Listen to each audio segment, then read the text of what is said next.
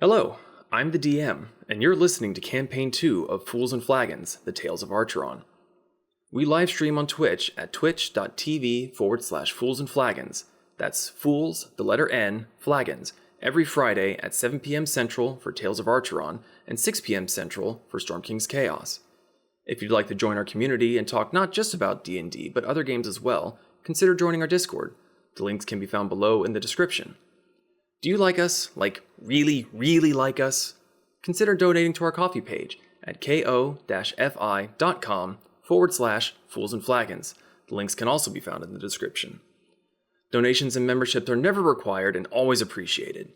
We have no gated content for members only, and all proceeds go straight back into making Fools and Flagons an even better experience, and it helps to keep the podcast alive and well. Are you ready for some D&D?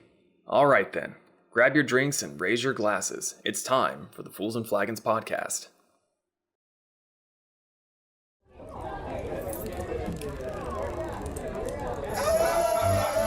Grab your drink and raise your glass. Make a mess and kick some ass. Dungeon Master has no chance. It's time for Fools and Flagons. Raid the dungeons and slay the dragon. Sharpen your sword and prep your wagons. There'll be death and tons of magic. It's time for Fools and Flagons.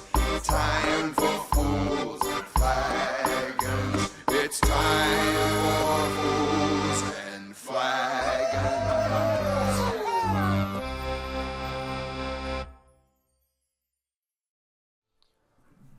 Hello, everyone, and welcome to Fools and Flagons, a tabletop campaign made up entirely by me. I didn't check the audio. I'm doing good. I got levels. Nim, do a sound. Okay, we're good. Oh, God! Ow. You're dying tonight. That's actually going to sound terrible for the podcast viewers. I am so sorry. You just bitch slap them. How dare Yeah. you? So Use his ring hand. don't make me use my ring hand, as I'm not wearing a ring. Shit. Okay, so welcome if you haven't been here before. This is Pure and Utter Chaos. It's a campaign story setting made up entirely by me and these wonderful people here. And some of you that have been here for the last 90 plus sessions, a little bit of a sad day. Zeke has chosen to step away from the table. His life currently is a little bit too chaotic. We're having too many scheduling issues, and bless his wee little heart, he has decided to, as I said, step away from the table so that he's not hindering us from playing. We ended the last session early because we wanted him to be here, and then we come to find out that he's not going to be available for the next 2 weeks, so we'd be waiting almost a month to figure out what is going to be happening. So we are sad to see him go. We are going to treat his character with the utmost respect and with the intention that once his life gets a little bit more situated and normal, he has the potential of coming back. There is no hard feelings anywhere. You know, just life happens. He's got a lot going on. There is the very high potential that we will get another person joining us, depending on how things go. We're still in the talks about that. So stay tuned to figure out what the hell happens with that. Yes, Boba. It's Boba. He's the new player. Boba's the new character. Khajiit. Don't come over here just to groom yourself. Come on. Mom, mom. Wait, the backseat, not Khajiit. Trying Wrong to put on a universe. show. The old razzle dazzle. So, just going to get through the rest of these announcements here really quick so we can get into the fun part. So if you are watching us live on Twitch, we want to thank you for your follows, subscriptions, and bits. We do apologize that we cannot and will not verbally recognize them for the sake of not interrupting the story. Plenty of these people will be watching the chat. I probably will not be. I've got 3 screens with a million other things going on, so they'll be thanking you for things going on and everything. We do want to give a very, very big thank you to Martyr, Gelatinous Cube, Cargo, and Spazoid for being our tavern members over on our coffee page. Your support of us is very much appreciated, and we cannot thank you enough. Their support of us helps keep the podcast alive and well, helps to fund some of the different tools that we use, and the different assets that we get for making this show a thing. If you would like to be a tavern member and get yourself a seat at the bar, at the intro thank you screen and all of that fun stuff, consider our coffee page. The links are found down below somewhere in there. And I think I actually... Just do it. Boom, there it is. Now it's in the chat as well. The tavern needs more patrons. Get to it, people. You heard the man. Grab a pint. Join us. Do it. Do it. Does anyone else have anything that they would like to bring up or talk about? I'm going to check really quick because Thanksgiving is next week, so we don't have that interfering. We will probably be looking at December and figuring out... Actually, I don't think Christmas is going to be a problem because we have a session before Christmas week. So unless someone's leaving early somewhere, we shouldn't have any more interruptions for the rest of this year, theoretically. Diciembre es loco. Bless you. What? Sorry, I don't speak Italian. That... December is crazy. Thought that was French. It's Japanese. No, it is not. No, I believe him. That makes sense. If you would like to join in on this chaos, you can join our Discord. The links can be found below and in the chat. We're always looking for more people to hang out with and do stuff with. We don't just do D&D. Gonna leave it at that. Anybody have anything else?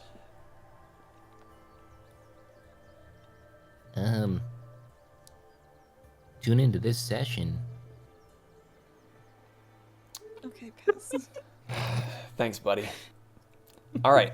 If there's nothing else, grab your drinks and raise your glasses. It's time for Fools and Flagons. I drink all my meat. I'm feeling it. So here's some water. Water.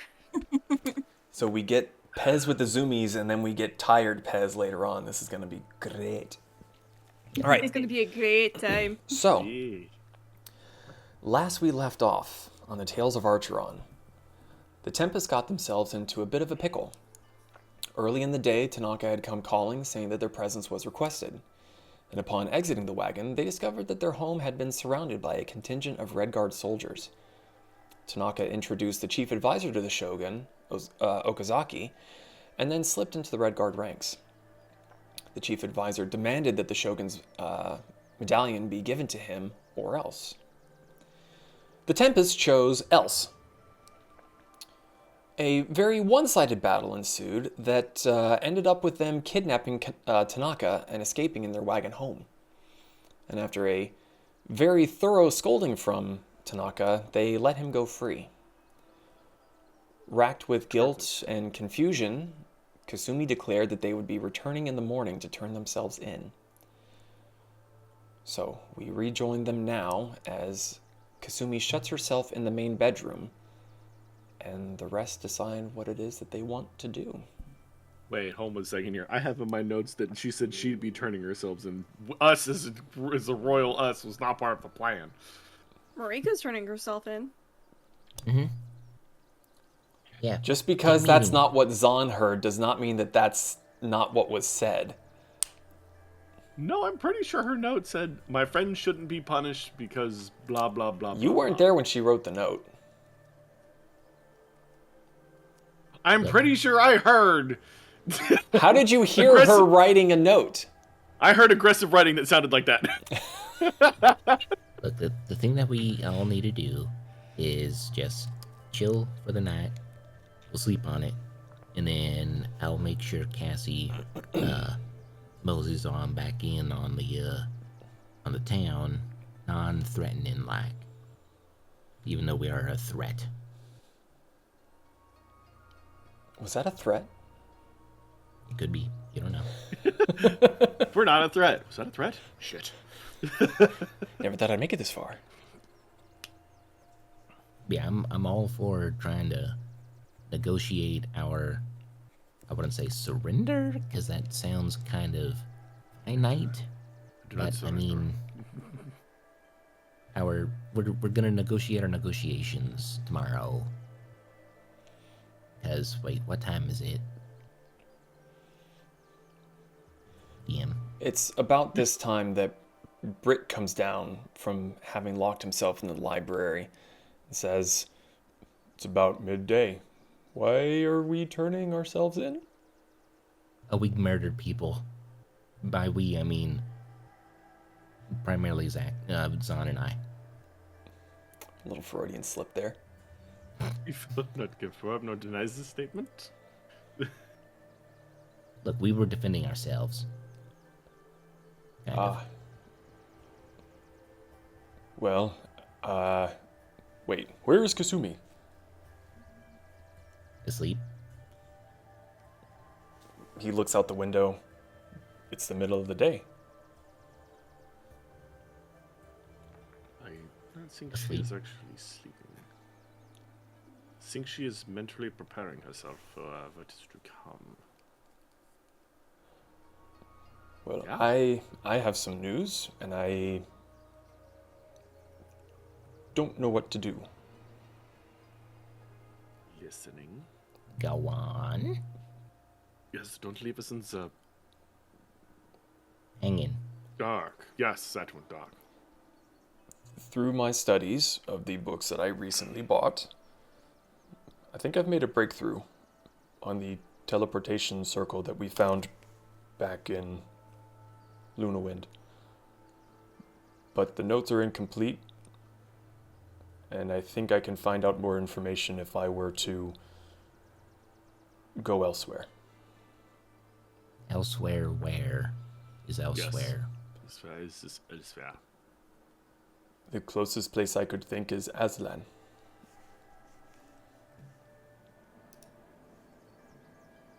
So home. For me, yes. I do not like the idea of leaving you all, but I feel that this is important to find who has been messing with us, with the purple cloaked people, and to find my sister and creator. Oh, here. How's this? Let's wait until the morning, till tomorrow morning, so that then Kasumi can sob, not sob, so that Kasumi can Kasumi. Rude. And tonight, let's just have a shindig and just. I mean, before you go, because you seem pretty adamant, and the only person who could stop you is me, because I know where your power button is since I built you. Please Or don't. rebuilt you. But I think that this decision should be not a group thing, since you already made up your mind, but we should probably have Kasumi in on this here conversation, since he'll be the one leaving us. And It's temporary. I think that I really need to go and look into this as quickly as I can, because if we can go to the source through the teleportation circle, then we can put a stop to all of this. true, and then that'll give us a chance to go back to the desert. You see Brick kind of lift his finger and lower it like, yeah, sure.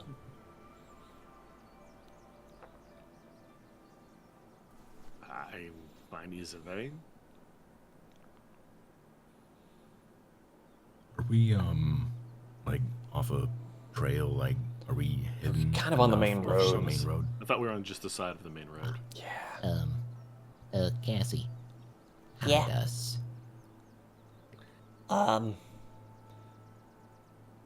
She doesn't move straight away, and even Brick kind of goes to one of the windows and looks out, and then he looks back at you.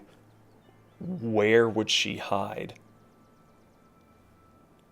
I look out the window. What do I see other than the blinding light of the sun? Wide open fields, husks of trees with no leaves. Can't really hide. There's a few boulders here and there. I like that boulder. That's a nice boulder. Go towards that boulder. Cassie very hesitantly starts to move. Like, we're gonna turn ourselves in tomorrow if they don't just walk down the fucking main road and see us there. Look, we'll see what happens. happens. We don't know. We could be disguised as a boulder. Are you gonna disguise the place as a boulder? No.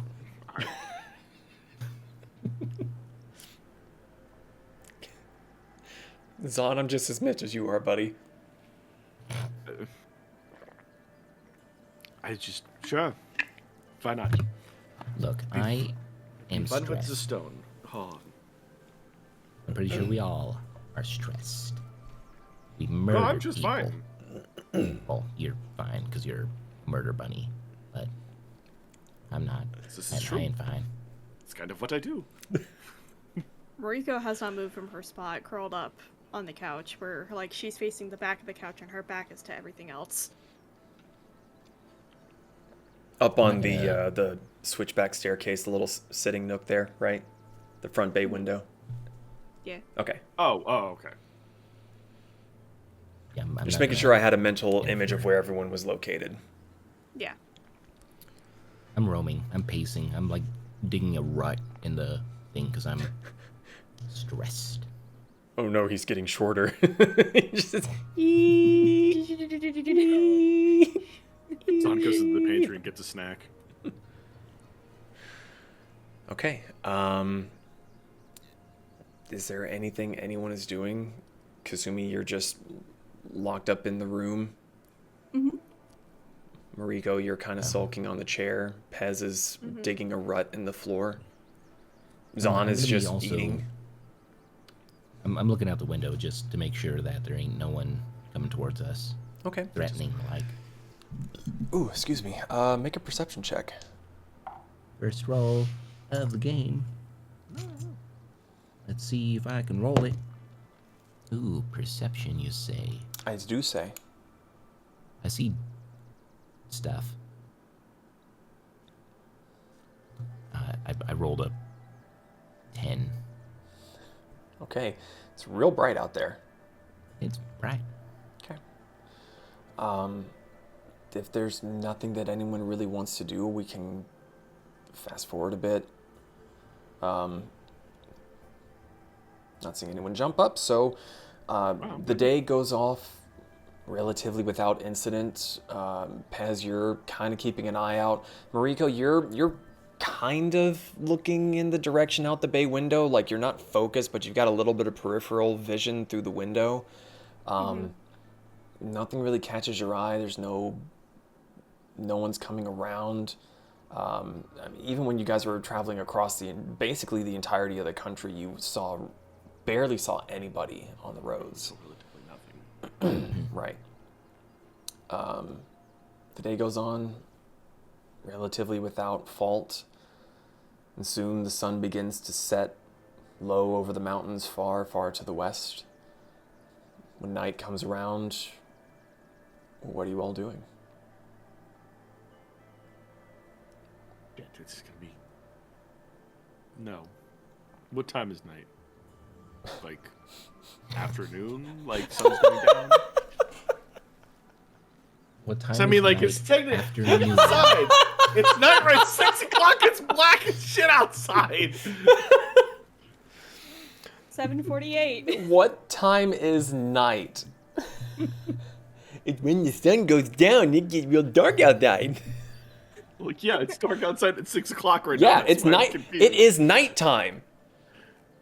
It's 6 o'clock is night. DM, do I know exactly what time it is? Exactly?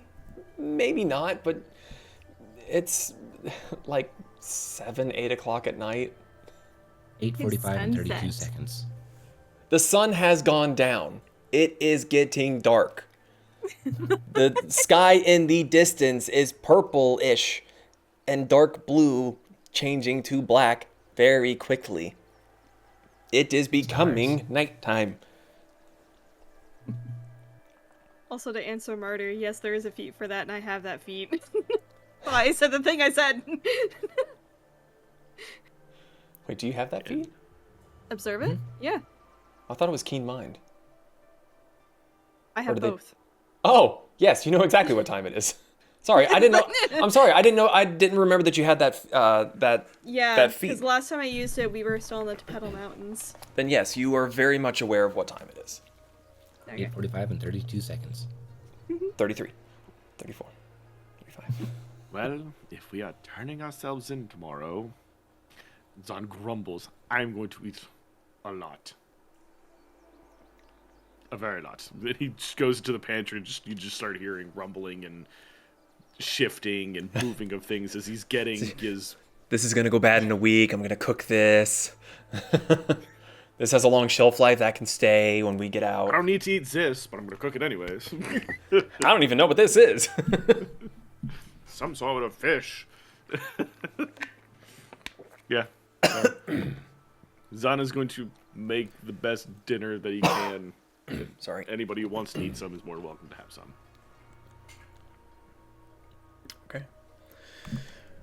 Okay. So, Zahn is cooking dinner. Moriko, Kasumi, Pez. Mariko has staying that- in her room. Okay. Moriko? Mariko hasn't moved, but she is telling Fluff that no matter what happens tomorrow, Fluff is staying in the cart. Staying with Cassie. Okay. Pez? I'm gonna grab 2 plates of food and drop one off by Moriko. And Guys, that's my food. You know what? Shut up. What the hell? Look, He sat down, he's got his knife and fork, he's like, hey! yeah, I'm gonna grab some food. Put it by Moriko. You don't have to eat if you don't want to, but food. And I'm gonna pitter-patter upstairs, and then sit next to Kasumi's door, and just like give a little. Here's some food if you want some. No response. Just gonna leave this here. Respecting your privacy by knocking, but asserting myself as your parent by entering anyways. Look, if anyone's a parent, it's her. Yeah, just gonna leave the food there and then trundle my way on downstairs. He sets the food down, he kind of wafts it under the door, and then... Don's still just He's sitting at the just- table. His food's now gone. You'd say at least take it? I don't know. Son is going to thump his way up the stairs. Not being quiet about it at all. Mariko is just like kind of picking at it and like taking small nibbles. Fluff is probably eating more of her dish than she is. Mm-hmm. Son sees the food that he made on the floor. 9. Picking up the food, gonna knock twice and enter anyways. Oh, Kasumi is Ah! Kasumi's in fox form, curled up on the bed, asleep.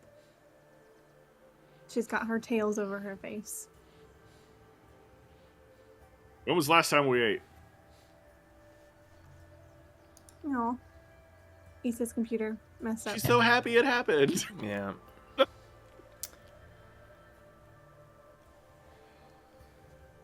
So, how's everyone's week while we wait for Issa to come back? Busy. Yeah. Yeah, but a good busy for you though. Like A good busy. good but good news all stressful. around. Yeah.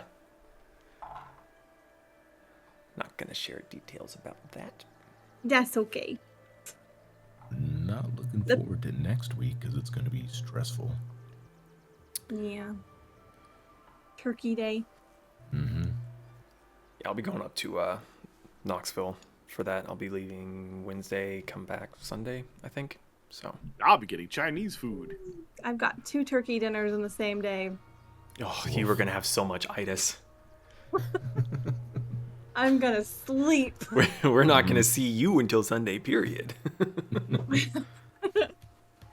What's everyone's favorite Thanksgiving food? Ooh, potatoes. I make Potatoes? I make some mean roast potatoes. Mine's General between. Shut the fuck up. I've Mine- literally had it the last 5 years. Sue me. Sorry. Sorry, we were Mine's just talking between about our favorite mashed- Thanksgiving dinners, Issa. Mashed Okay. potatoes or sweet potato casserole Yes, sweet potato casserole. with the yeah. marshmallows. Yes. Okay, now that we're all hungry again, shall we get back on track? Yes. Sorry. No, perfectly fine. Once we noticed that you were gone, we kind of stopped. So Zahn had gone up to check on Kasumi, saw the food was still there. He goes, knock, knock, and opened the door, and he's in there now. Okay. When was the last time we ate? I mean, it was middle of the day, so if no one ate in the middle Breakfast. of the day, then we've kind of just been Well- really ambiguous about when you guys eat. Well, since we didn't say we eat, so I'm assuming we didn't eat. So Zon's gonna sit on the bed and scratch the fox's head softly and holding the food out. Just wait for her to wake up and behave. She doesn't wake up. She is in a deep sleep. She's got her Zon's gonna tail have to stuck get over her aggressive head. and pulls out his mace. Fine. I'm gonna take that food though. I'm not leaving that in here. Zon will close door and go back downstairs and eat. Okay. Anything else anyone wants to do? Well, if everyone is going to be retiring, I'm going to say a few words to Mr. the Coyote, but again, that'll be after what everyone else does.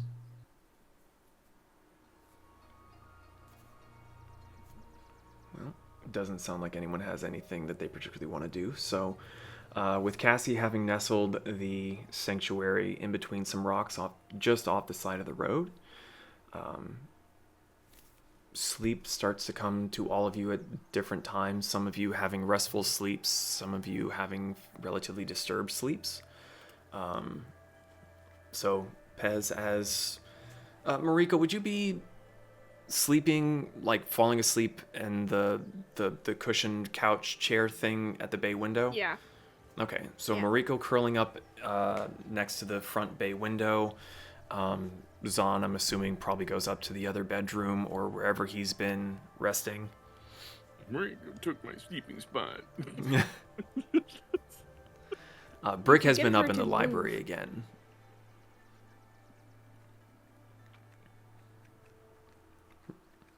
Are you gonna make her move, or? No. Oh. Just gonna sit at the table, fall asleep there. Match is in my spot. Thunk. Took my food and now I have to sleep here. I'm gonna have so much indigestion. So, Paz, you've heard nothing from your companions for the most part. Maybe some slightly annoyed grumbling from Zahn, but nothing terribly out of the ordinary.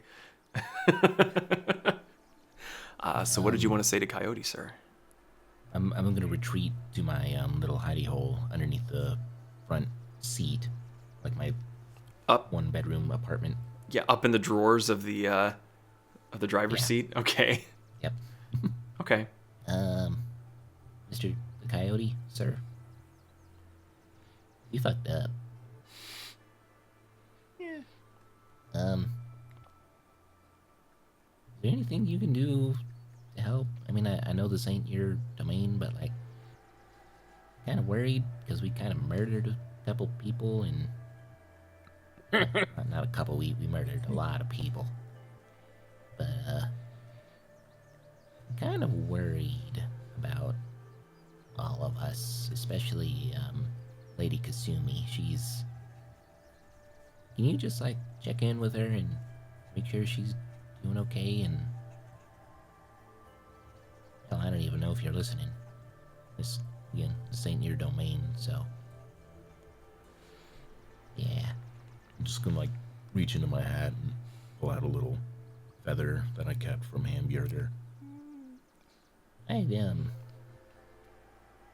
I'm out of my depths. I don't know what I'm doing.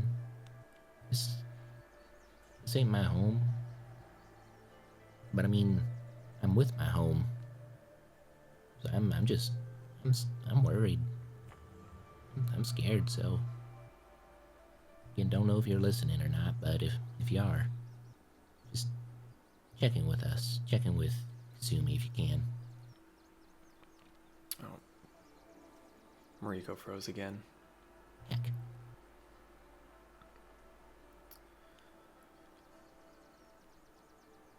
You can't go wrong with a good broccoli casserole. Ugh, oh, gross. What the fuck is wrong with you? You don't like broccoli casserole? It has No. cheese. I love broccoli, and that's awful. No. Deep ew. fried turkey and some roast potatoes. It's pretty good. Yeah. Yeah. Thoughts on the cranberry sauce? And every time. It's not for me. I love cranberry juice, but I just can't handle the jello. Yeah, the gelatinous slop. It's so good. I don't even care. Like, don't even a little bit care. It's so good. I'm not a big fan of sweet potatoes, so Me I either. can usually pass on the sweet potato casserole, which I see as a good thing because that means more for the people that are obsessed with it. Kirsten. And me. Look, The sweet one potato I make casserole's good. is delicious. Okay, just I'm saying. getting so fucking frustrated with this. I'm so sorry. You're It good. happens. So Pez was praying to Coyote. You finish speaking to Coyote and you curl up in your drawer, clutching the feather. The feather feels oddly warm, comfortingly warm. But you know that it shouldn't have that kind of heat. Might be Coyote kind of signaling that he is listening. But apart from that, there's no real response like you've experienced in the past. It could also be that he just can't fit in your little drawer. But it's comforting. So, everyone eventually falls into a sleep. Kasumi.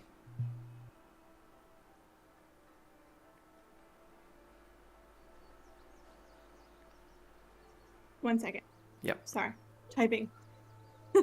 To me? Whoa. We're all going to die. Gonna slit their throats in their sleep. Good lord. So just to check in, sorry, because I was zoned out typing. So has everyone fallen asleep? So far that you are aware. Okay. Kasumi's gonna slowly wake. She is in fox form, so she's gonna take some time getting readjusted to being awake. She's going to transition into human form.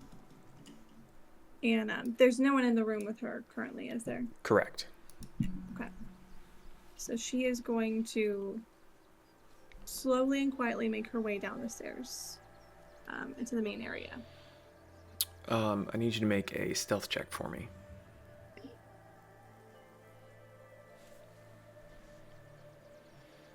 And if I'm not terribly mistaken, unless you roll terribly, like you would have to roll awful. Okay, 22. Mariko, what's your passive perception? 25. Okay. So, as you come down the stairs, the first thing you see is a small, this is going to sound weird, a small pair of big eyes on one of the cushioned chairs, just staring up at you, reflecting the moonlight back at you. And you kind of pause for a moment and you remember, oh, that's just Fluff. And then another pair of eyes turn to look at you. And it's Mariko, having been laying/sitting in the front chair. With your passive perception, you were able to hear her coming down. Kasumi looks over at her. Are you awake? Well, I'm looking at you. Well, I know your kind does a weird way of sleeping, so I wasn't sure. My eyes would be closed, but where are you going?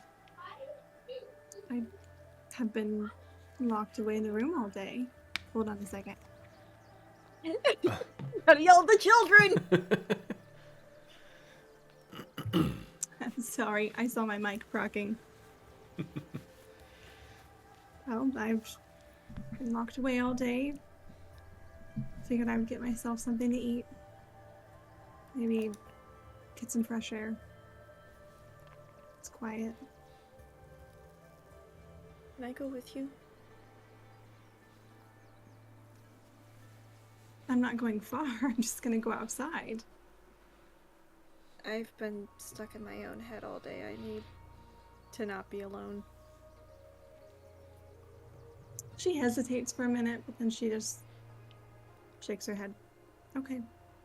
Let me go grab something quick to eat and we can go outside. Mariko's gonna get up from the chair. I was going to say, Kasumi, as you go down to get food and she uncoils herself from the chair, you just hear old man crackling joints where Mariko has just not moved for hours.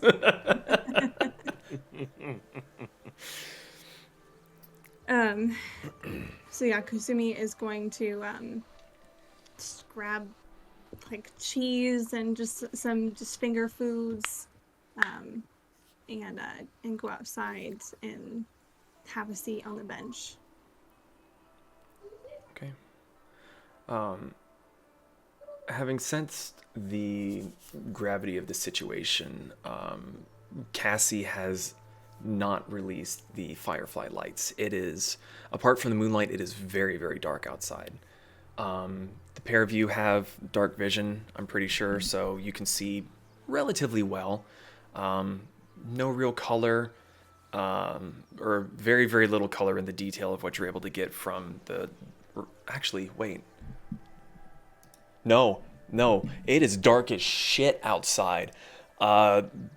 Both moons are in their waning phase, so there you see two thumbnails up in the sky.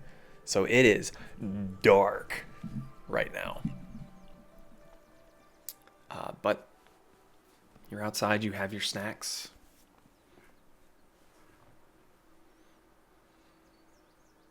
Mariko's just sitting with, like, hugging her knees to her chest while she sits beside Kasumi. Kasumi looks over at her and she's still kind of solemnly sitting there. Are you okay? Not particularly. I very heavily regret what I helped in doing. She just quietly shakes her head. I wish I could undo everything. Me too.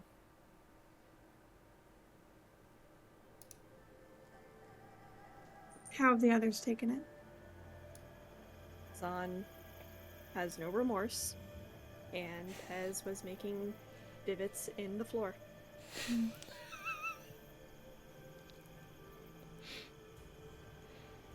I mean, I'm sure Zahn's not very happy about waltzing our way back to the city and giving ourselves over.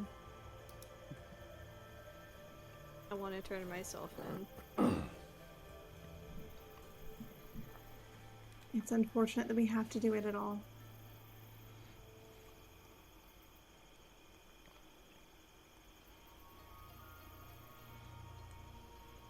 But I'm sorry that you were put in this situation.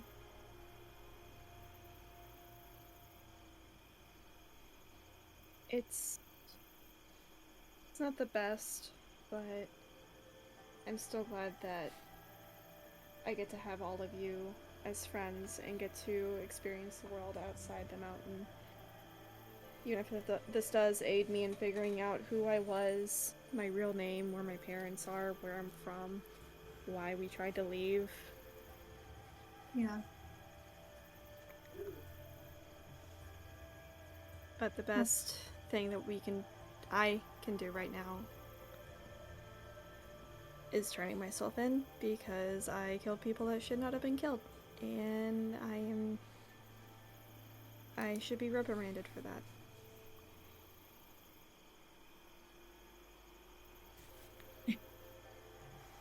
It's not even your guys' fault.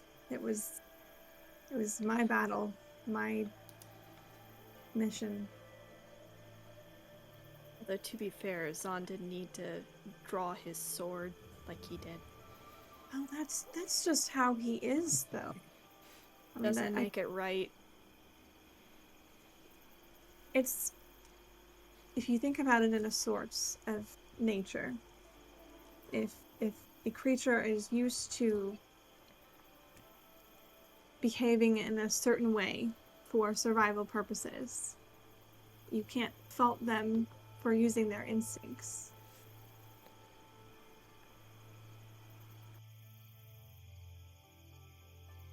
And here I thought that civilization was different than the wild. No, it's quite similar, but just in different ways. There's people who try to make a lot more order in a more forceful way, but ultimately it is a survival game.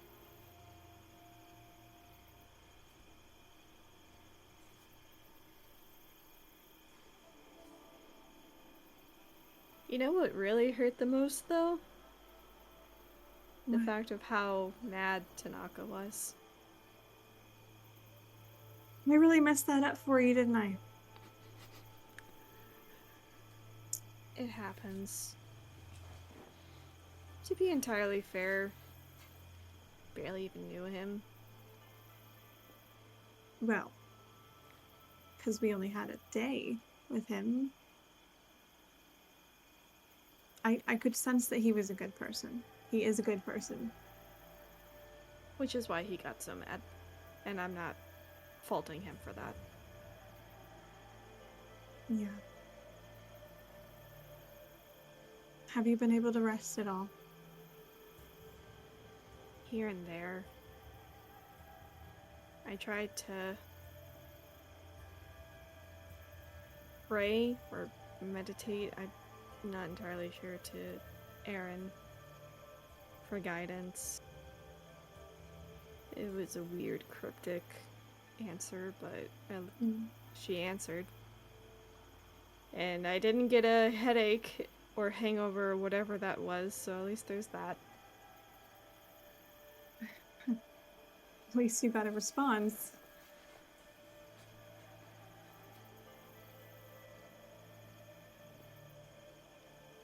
Well, tomorrow's a very big day, and I've been sleeping the majority of this one, so I can take the watch tonight if you wanted to go get some rest.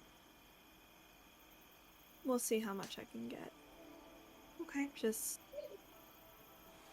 don't run off. I'm probably gonna try to do some meditation and get my head sorted. Alright. Mariko's gonna unshrimp herself and get up. All I'm right. gonna go straight lobster. Step up from shrimp.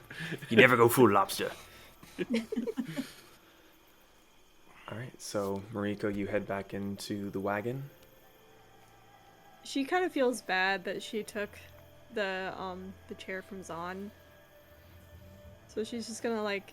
Oh, dude, he is out like a light. If you try to wake him up, that dude is full-blown food coma. Zahn has the itis. She was thinking about like kind of tapping the shoulder and just goes... And then just goes up to the bed. Okay. Flashes to like what would happen. The cart's on fire, everything around it's dead. Everything burns down. All that's remaining is the chair, the table, and Zon, still asleep. All right. So Riko goes up and tries to get some rest on a bed instead of a comfortable chair, mind you, but it's not quite the same as proper place to lay down. So, Kasumi? I'm trying to remember the window that's near where the bench is. Does it open at all? So, if you're at the doorway to the wagon, there's 2 windows, one on each side. Mm-hmm. Those do open. And then you've got the bay windows around to the front where Cassie used to be hitched. Those ones kind of open, usually by force of someone jumping through it. But, yeah. So the windows there would open. Okay. She's going to get out a piece of parchment and start writing on it for a couple minutes. And then she's going to hop down to one of those side windows. Mm-hmm.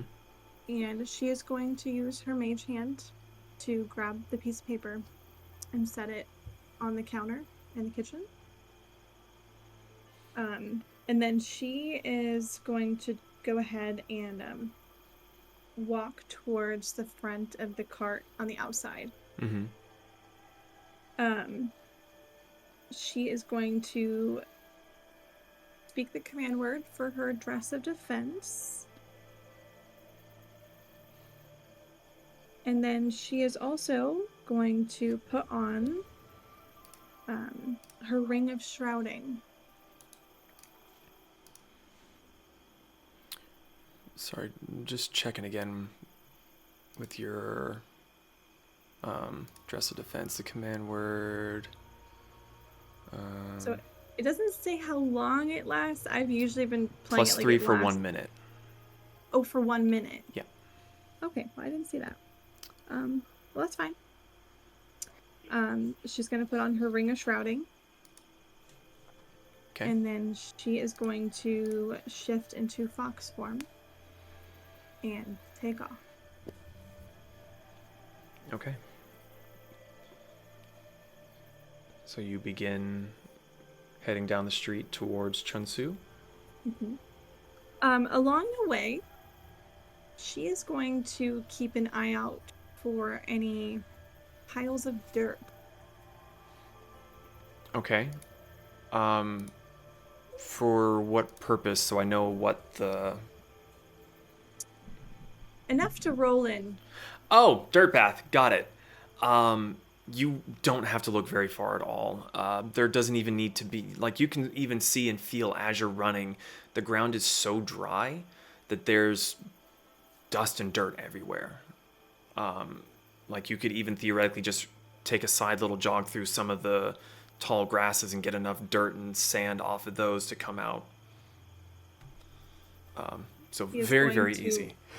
Full splootage into the dirt and roll. Okay. So, yeah, you get yourself fairly well covered. Okay. Once she's covered, she's going to continue on her path. Okay.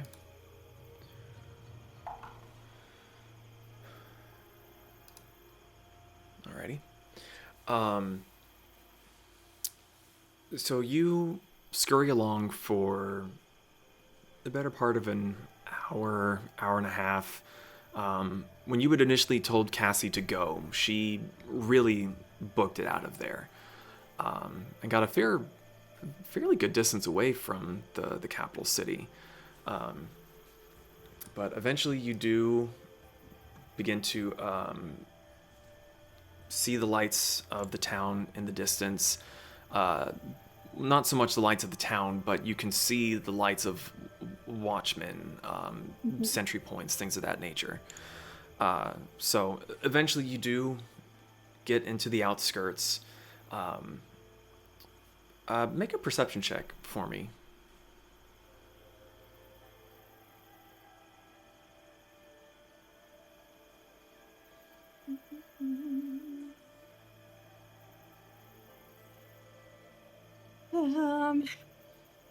11.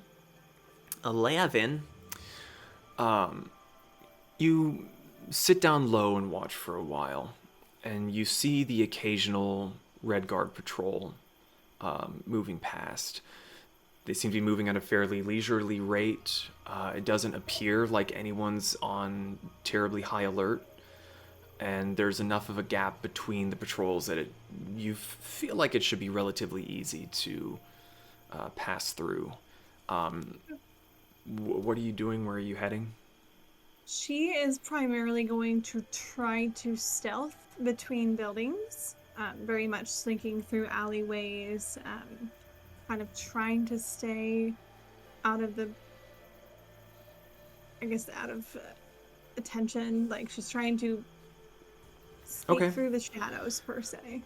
So you're staying low to the ground. You're going through the city streets and all. Okay.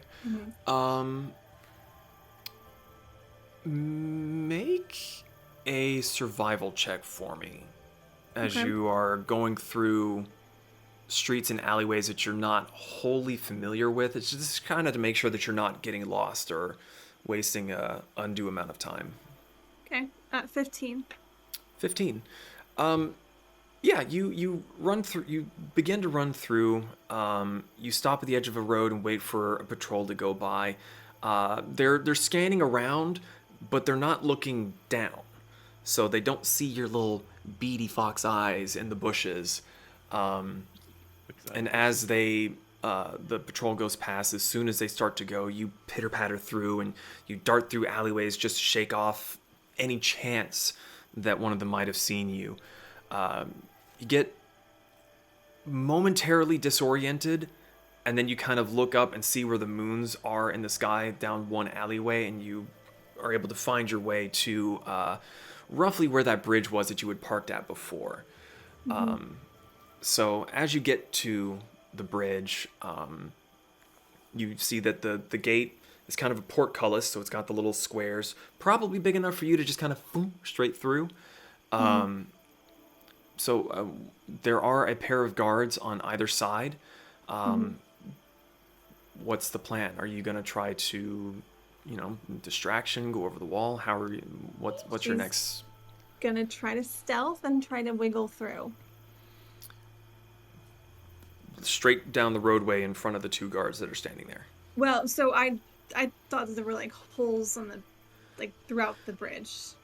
Well, they're not on the bridge. If you go over the bridge, then you're at the wall into the Kurin district. Right, but those grates are only on the door. It's the lattice work portcullis. Okay. Yeah, she's gonna try to stealth around them. Okay. Make a stealth check. Okay.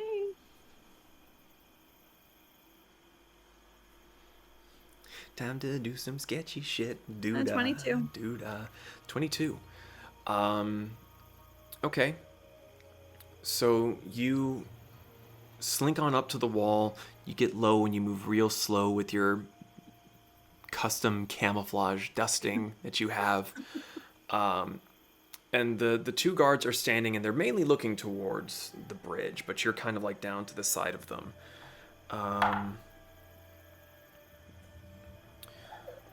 And you slink up to the back of their ankles, just out of their peripheral vision, moving as slowly as possible. It's kind of that agonizingly slow stealth, but you slip past and around the corner, past their feet. You hear one of them sneeze. Kind of looks up and you kind of look back and he kind of wipes his nose a bit with the back of his gauntlet, sniffs once and just keeps looking straight ahead. Okay, like this, right there. Maybe a little bit faster, scurrying, and you kind of wiggle your way through. I was one off. Squirrel your way past, and you're able to slip through the portcullis holes easy enough because you're small. It's meant to stop bodies from getting through. So you are just able to get in there. So you're now on the interior of the Kurin district. Make another perception check for me. All right.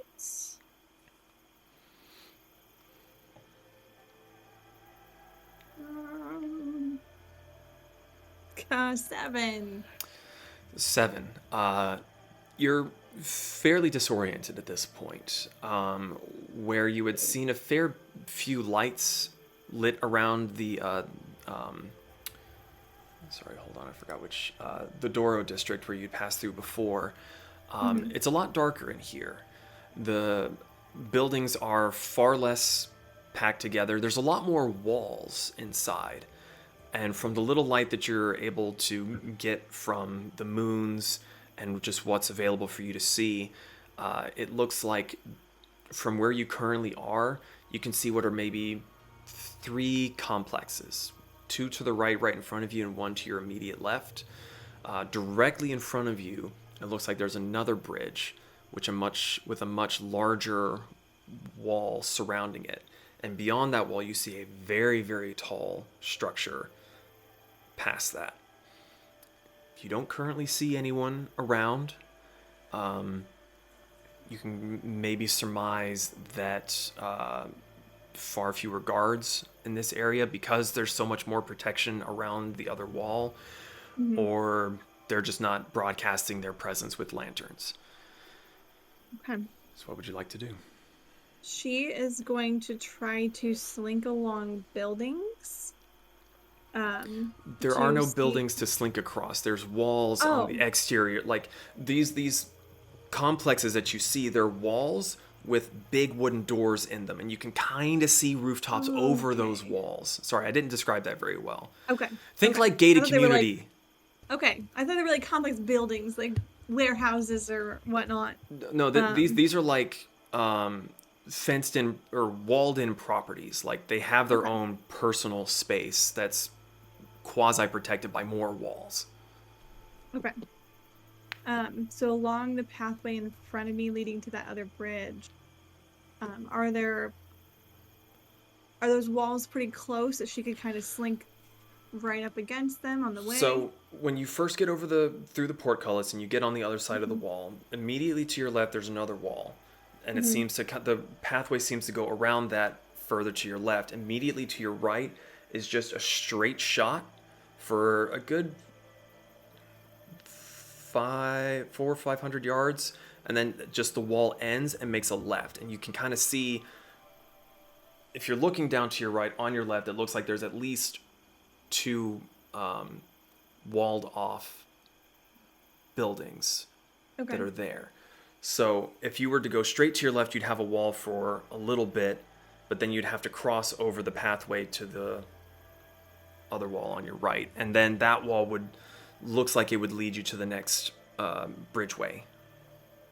Okay, so she's going to kind of try to do that. She's going to slink against the walls as much as she can, only cross when she absolutely has to, and stealthing the whole way.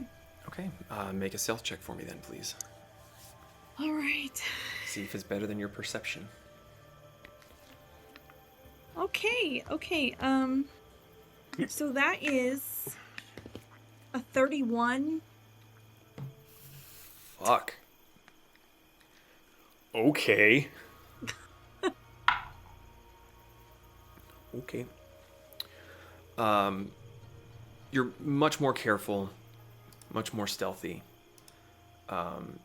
Just trying to... This is unfamiliar territory. You don't know where you are. You don't know what's around you. So you're taking your time. You get to the corner. You look further down, and it looks like this road also goes a good couple hundred yards and then takes a right. You don't see anyone, so you dart across the way, across the path to the other wall, creep along it, silent as the night. You get to the bridge. Creeping along the bridge, when you get high enough to see over the crest of it, ears fully airplane mode flat, you just barely peek over the edge. You see more guards, but these ones seem to be much more well armored. They've got much nicer equipment that they're wearing. Whereas the other ones that you had passed by before, they were kind of, sort of rocking and looking around and just kind of seemed to be going through the motions. These ones are dead still, rock solid. You don't see any movement from them. They seem far more disciplined. How tall is this wall? This wall is much taller than the one surrounding the Kurin district. From the best of your knowledge, this is the Palace district in the center of Chunsu. So this wall is about 2 times taller than the other outer wall. This is meant to be the last fortified defense. Okay. Roughly how many feet, though? 20, 30 feet up. Okay. And how long does this wall go for, like, to the side? To the left and right of the bridge, you're looking at maybe 400 yards each way. Okay. And these guards are primarily posted at the door, correct? From your perception check, that's what you see. Okay. Trying to use big brain real quick. Are there any spots, like, so is this bridge going over water? Yes. Yeah, all the bridges have been going over water. Okay. You would lose your dust cloak. Right. Is the door slightly see-through? No, this door is solid wood. Okay. Where the other one was meant to be a deterrent and potentially be able to be stabbed through, this is a fuck you, you're not getting in kind of door. Okay. Unless Zon were there.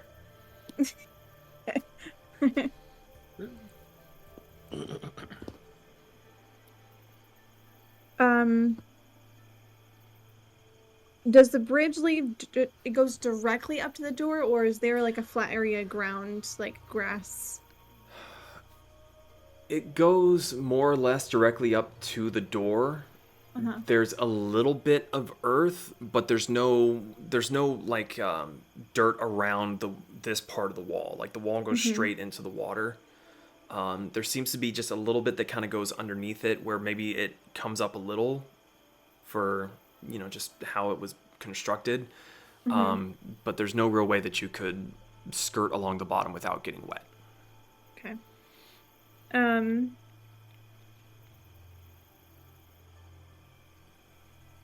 She is going to...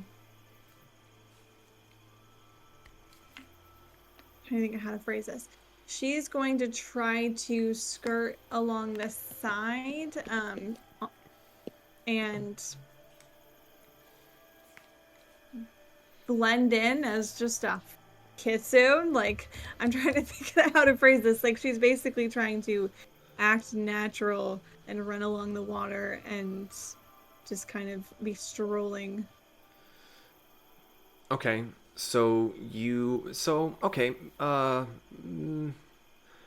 make either a deception check or a performance check. Your choice. Okay. Let's see. Okay, we're gonna go with deception. Okay. Nat 20. I am just a fox. Okay. So you creep your way over the bridge, sticking to the shadows of the small archway. And as you get closer and you're kind of sneaking, you hear a clunk of armored metal, and you look up as one of the heads of the sentries turns to look at you, and you just sort of instinctively give that fox-like yelp and just scurry along the side and just ploosh down into the water. And you just kind of start doing the little fox doggy paddle. You kind of glance over your shoulder. The guard doesn't seem to be coming after you. The head does seem to be turned in your direction and is watching. And then it will eventually turn and look back towards the front. So you are now swimming. Okay. Doggy, foxy. Once she notices that it's not looking anymore, she's gonna try to slink up to the wall Mm-hmm. where she is. And she's going to try to size up this wall for a second. Okay. How far away are they from me now? It depends. Did you want to swim halfway down the wall? Did you want to go around the corner? How far down are you trying to go? She'd probably want to put a decent distance between her and them. So you said if it's 400 yards, like she'd go like a good 100 yards away. Okay. But so she can make sure that they're not looking at her. Okay. I mean, it's easy enough. You're light and you're relatively buoyant. The dirt that you had rolled around in is now caking to you. It's now becoming mud, so it's getting a little bit heavier, making it a little bit harder for you to swim. But yeah, eventually you do get a fair distance away, and you have a feeling that they're not looking. Okay.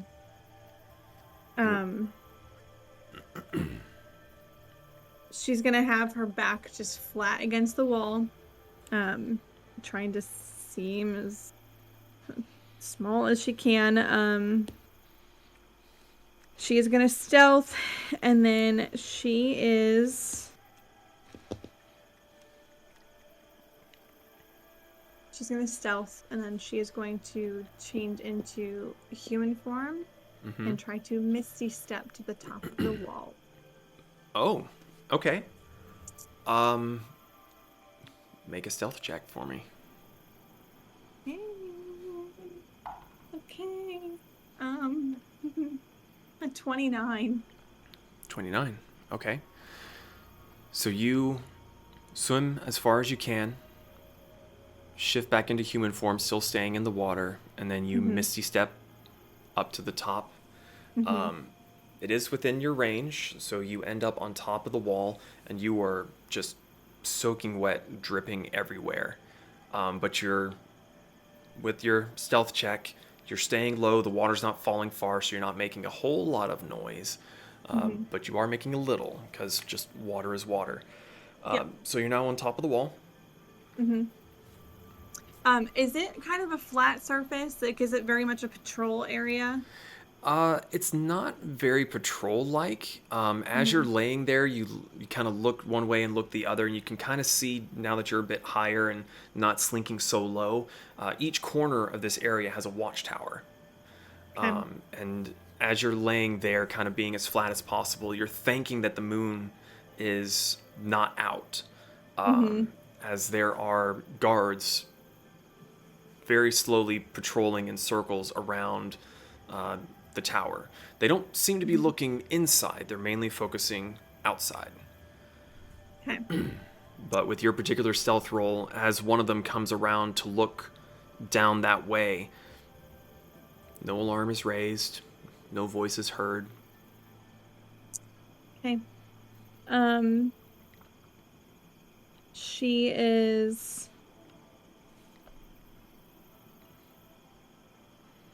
is there like a ladder or a way to get down from here? Not that you're able to see. Okay. If she looks directly down, are there any alleyways or areas in between structures or rooms? So looking down, this isn't so much a district like you have seen before. This is the palace. So in the very center, you see a multi-tiered, very, very tall building. And directly in front of you, where you are, there seems to be a small structure of some kind. You're not exactly sure what it is. Even with your dark vision, it's kind of hard to pick out, but it does look like there's a little bit of a Zen garden that's attached to it. Far to your left on the other side, there is another structure that seems to be detached from the main central building. Again, very difficult to discern what these are, but there's no streets per se, there's no alleys. And as you're looking down and watching, your heart kind of skips a beat as you see a lantern coming from the other side of the little structure next to the Zen garden, and there's a guard very similar to the one that you had seen guarding the entryway, holding a lantern and seems to be pathing around, doing his own patrols. Okay, and he's below me, correct? So He's below you on the ground level. She's gonna take continue to stealth. She's gonna take like 10 seconds to try to study his pathway. Mm-hmm. See if he has like a patrol pattern. And once she seems like it's a safe time, she is going to Misty Step again back down in the Zen garden. Okay, into the garden itself. Yeah. Okay. So you sit and you watch for a while. It's very easy to track him in the dark of the night. You can see the lantern's glow now that you know that you're looking for it. And once he kind of goes up and around the corner of the main palace structure, he seems to come back and go down to the other side. And then he turns around and comes back again. And as he's going back around the corner, that's when you take your chance to down into the garden. Make another stealth check for me. Okay. Okay. 22. 22. Okay. So, you're now in the Zen garden. There's a few decently sized rocks. Would be a little bit difficult for you to fully hide behind in your human form. Fox form would probably be a lot easier. There are a few trees, but they're very well groomed, very well maintained, but their trunks are also not that big. So it's not something that humanoid Kasumi would be able to hide behind. So she is going to go back into fox form. Okay. So. Now that she knows the guy's pattern, she's going to try. So this Zen garden is just outside of like the main palace walls, correct? Yes, it's about 30 to 40 feet away from the wall itself. And it seems to have just little like tiny fence around the stone, cobbled stone like walkway where it's just sand, very artfully raked, that's now wet and has footprints and stuff in it. She's gonna use her tails to wipe up her paw prints. Okay. And she's going to try to watch for the lantern, and once he gets past again, she's going to try to slink over to hide against the wall of the palace and start slinking towards the back. So as you're sitting in the Zen garden, watching for the guard to make his patrols around, you're waiting and waiting, and you hear a voice from behind you, gravelly and croaking. Like, when I say behind you, I mean like right over your shoulder. Sneaky fox sneaking into the palace. I don't like that. She's gonna bolt. Okay, so you just start running forward. Yeah, she's gonna run, try to go out towards the back of the palace wall. Yeah, she's gonna bolt. Okay, so you start to run, and as you are running, you hear what sounds like, as you're going, you're going full tilt, so your claws are out getting as much purchase as possible.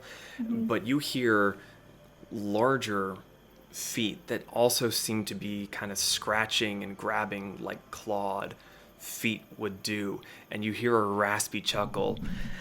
The fox thinks it can run from me. I'm not looking back to see what it is. Okay. I am dashing and action dashing. You are running and you are running, and whatever this is behind you is keeping up, and it seems to be laughing, a croaking chuckle. Let's see.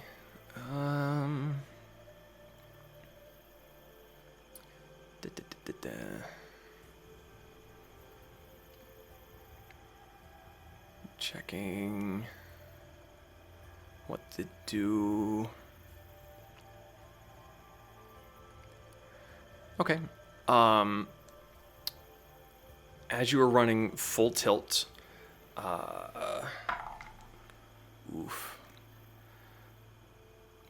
does a 20 hit? Yep. Okay. As you are sprinting along, you feel something stick into the back of your tiny, foxy body. Mm-hmm. And it kind of knocks you off your feet a little bit, and you roll, and you feel something snap off as you roll. You've been hit with what feels like a bow, with an arrow. Oh. And as you tumbled and rolled, you can feel the shaft snap off. Do you keep running? As again, you hear this figure that had been chasing you. One shot, maybe two. How many can it survive? What's the damage I take on that? That is a good question. I probably should have done that. That like, is going that to probably be. hurt. Sorry, I'm so into the narrative of it. That's 14 points of force damage. Okay. Okay. Hold on, I'm checking something really quick. Are there any alleyways, or not alleyways, but she's trying to find like a way that she can do like a sharp turn somehow, almost like trying to lose whatever this thing is by running To break the line of through. sight. Yeah. There's no real nooks per se. As you've been sprinting across this courtyard, you are getting near to the corner of one of the palace walls, but there's a good couple hundred feet between it and the wall of the palace district itself. So if you run to that corner, you might be able to break line of sight for a second or two. But there's no like real alleyways or anything at the moment. Okay. Are there any structures that are, or not? I'm just trying to think. Here. Are there any surfaces she could jump on? Tell you what. Let's go to the virtual tabletop for this. Okay. I gotta get pulled up.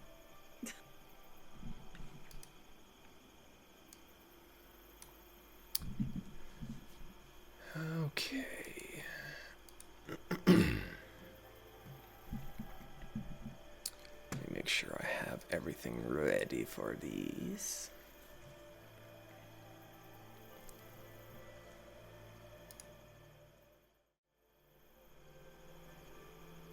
Alrighty. So, let me know when you have it pulled up so you can see. Okay. It is loading. Okay.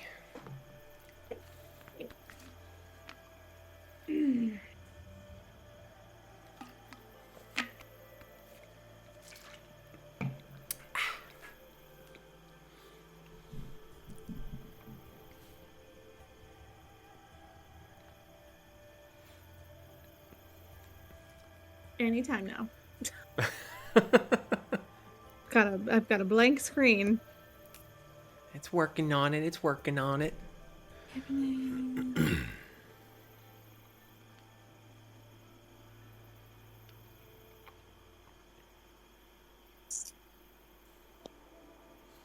No. Meow. Okay. All right. All right.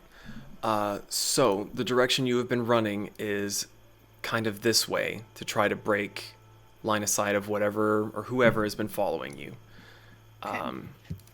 He's so bad. So you started there in the Zen garden, Mm-hmm. and you started to run across the way, trying to get to this corner of the palace. Okay. Well, I guess stupid laptop. I can't zoom out. Okay. All right. Let me just try to navigate.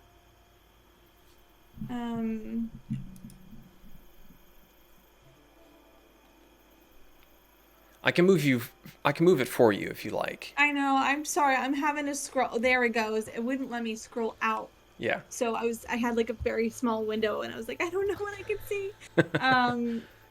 Okay, and that's the thing behind me. I'm assuming that's on my tail. That is the guard that you were waiting to patrol past you. You don't see what's following you yet because you haven't looked. Gotcha. And that's the garden we came from? Yes, this is the Zen garden that you teleported down into. Okay. She is going to make a sharp turn and try to go back towards the Zen garden. Okay, so you're trying to shake it back off and going into the garden. Yeah. Okay. So you've got... We'll kind of do this in a loose battle order. So you got 30 feet of movement to go there. And as you circle back, you hear the voice again. Going back the way it came.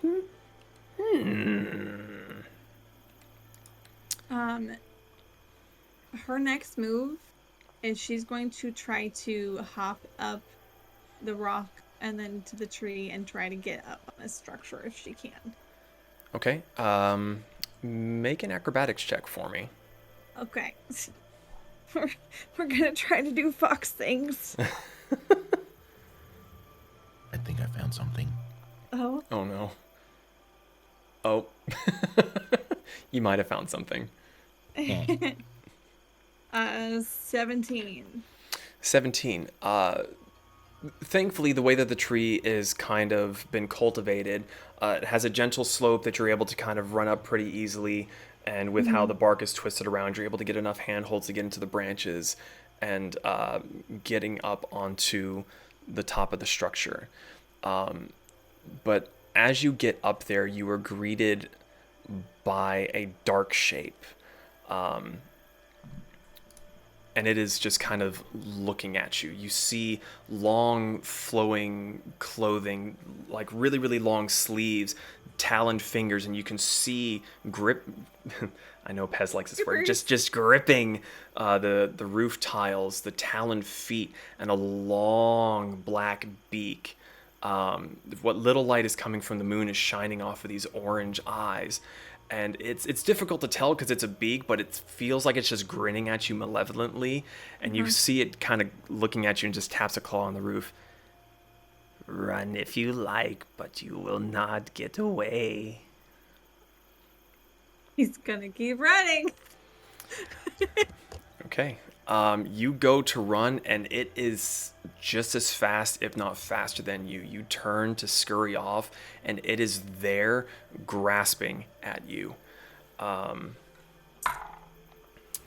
Does a... I have too many windows. Does a 25 hit? Yeah. Okay. It has grabbed a handful of your tails, and you are grappled. Okay. Come, stay, play a while. Either way, I will get what is rightfully the Shogun's. All right. She's going to. Sorry. Let me. Again, so many windows, so many things. Let me. Share. I want to see. Okay, so I'll get that for now, and then I will It looks pointy. put the image in campaign spoilers. Look at him. All right, so you are currently grappled. Okay. And though he has been kind of like laughing and like taunting you, he's keeping his voice low. It doesn't seem like he's wanting to alert the patrolling guards. And like as much as you've been running, apart from the claws on the stone, you didn't hear him get up on top of that rooftop. with you. Like, he's Yeah. being just as quiet as you are. Does he look humanoid, or is he very much a creature? Hold on, let me get it pulled up. Sorry, Yeah. I'm multitasking and I'm trying to Believe look me, shit. I know. I'm trying to look shit up and see what I can do. Where is it? Campaign spoilers. I can send it directly to you if that would be easier. Okay. She is going to shapeshift back into human form. Okay.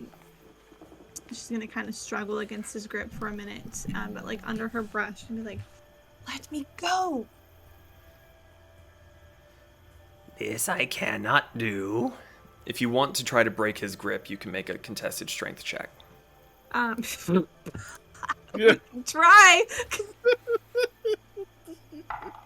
That's a funny joke.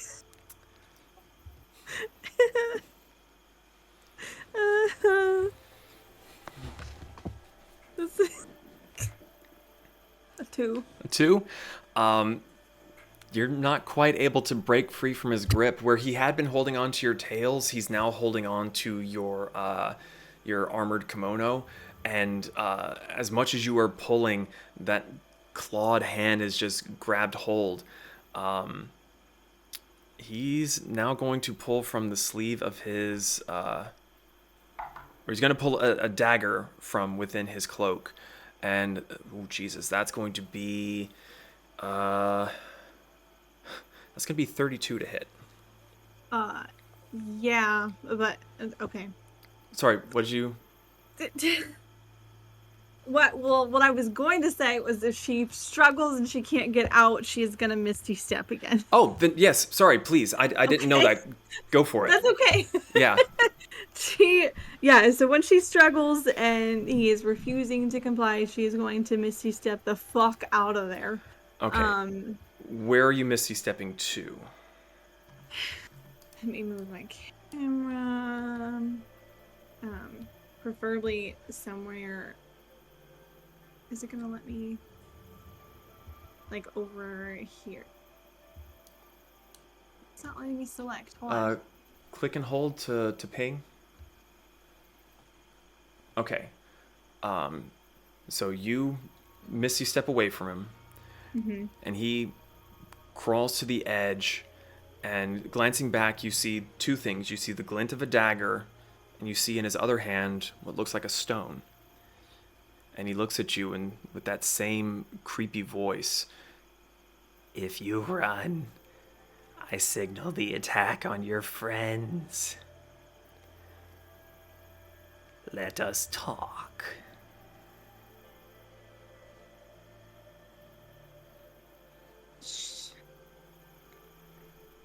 She stops.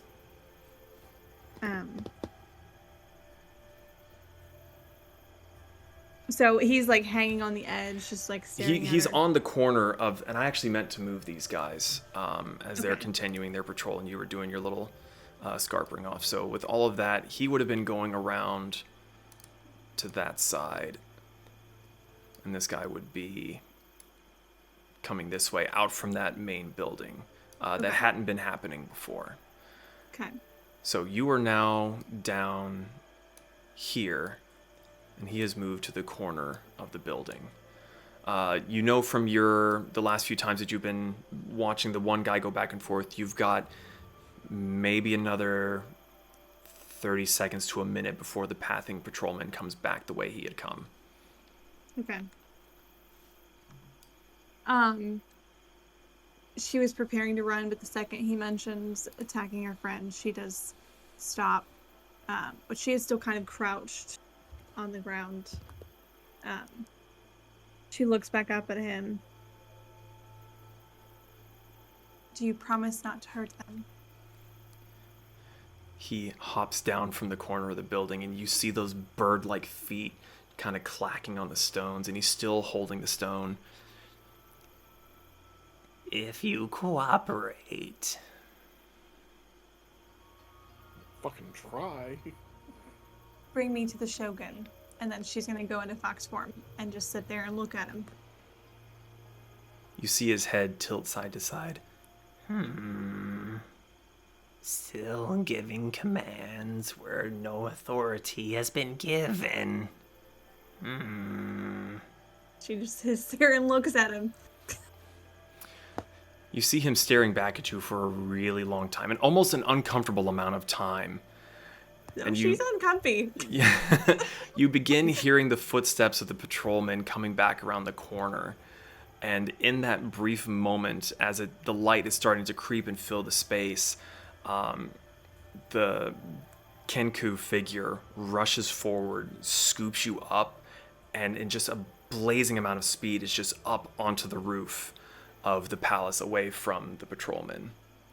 Okay. We're gonna come back to regular player view.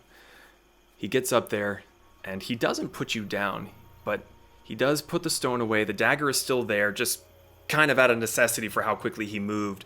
But then he grabs you and just does it under the armpits, and he's kind of tilting his head at you, trying to get a good look at with his eye.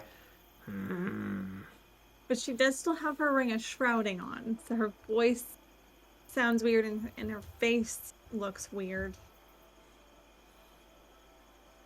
You are filthy.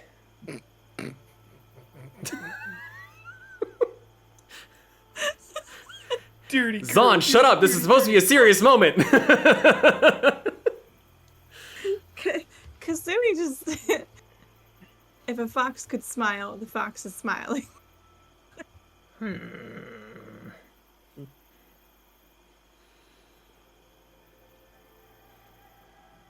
You will come quietly. She just nods her head.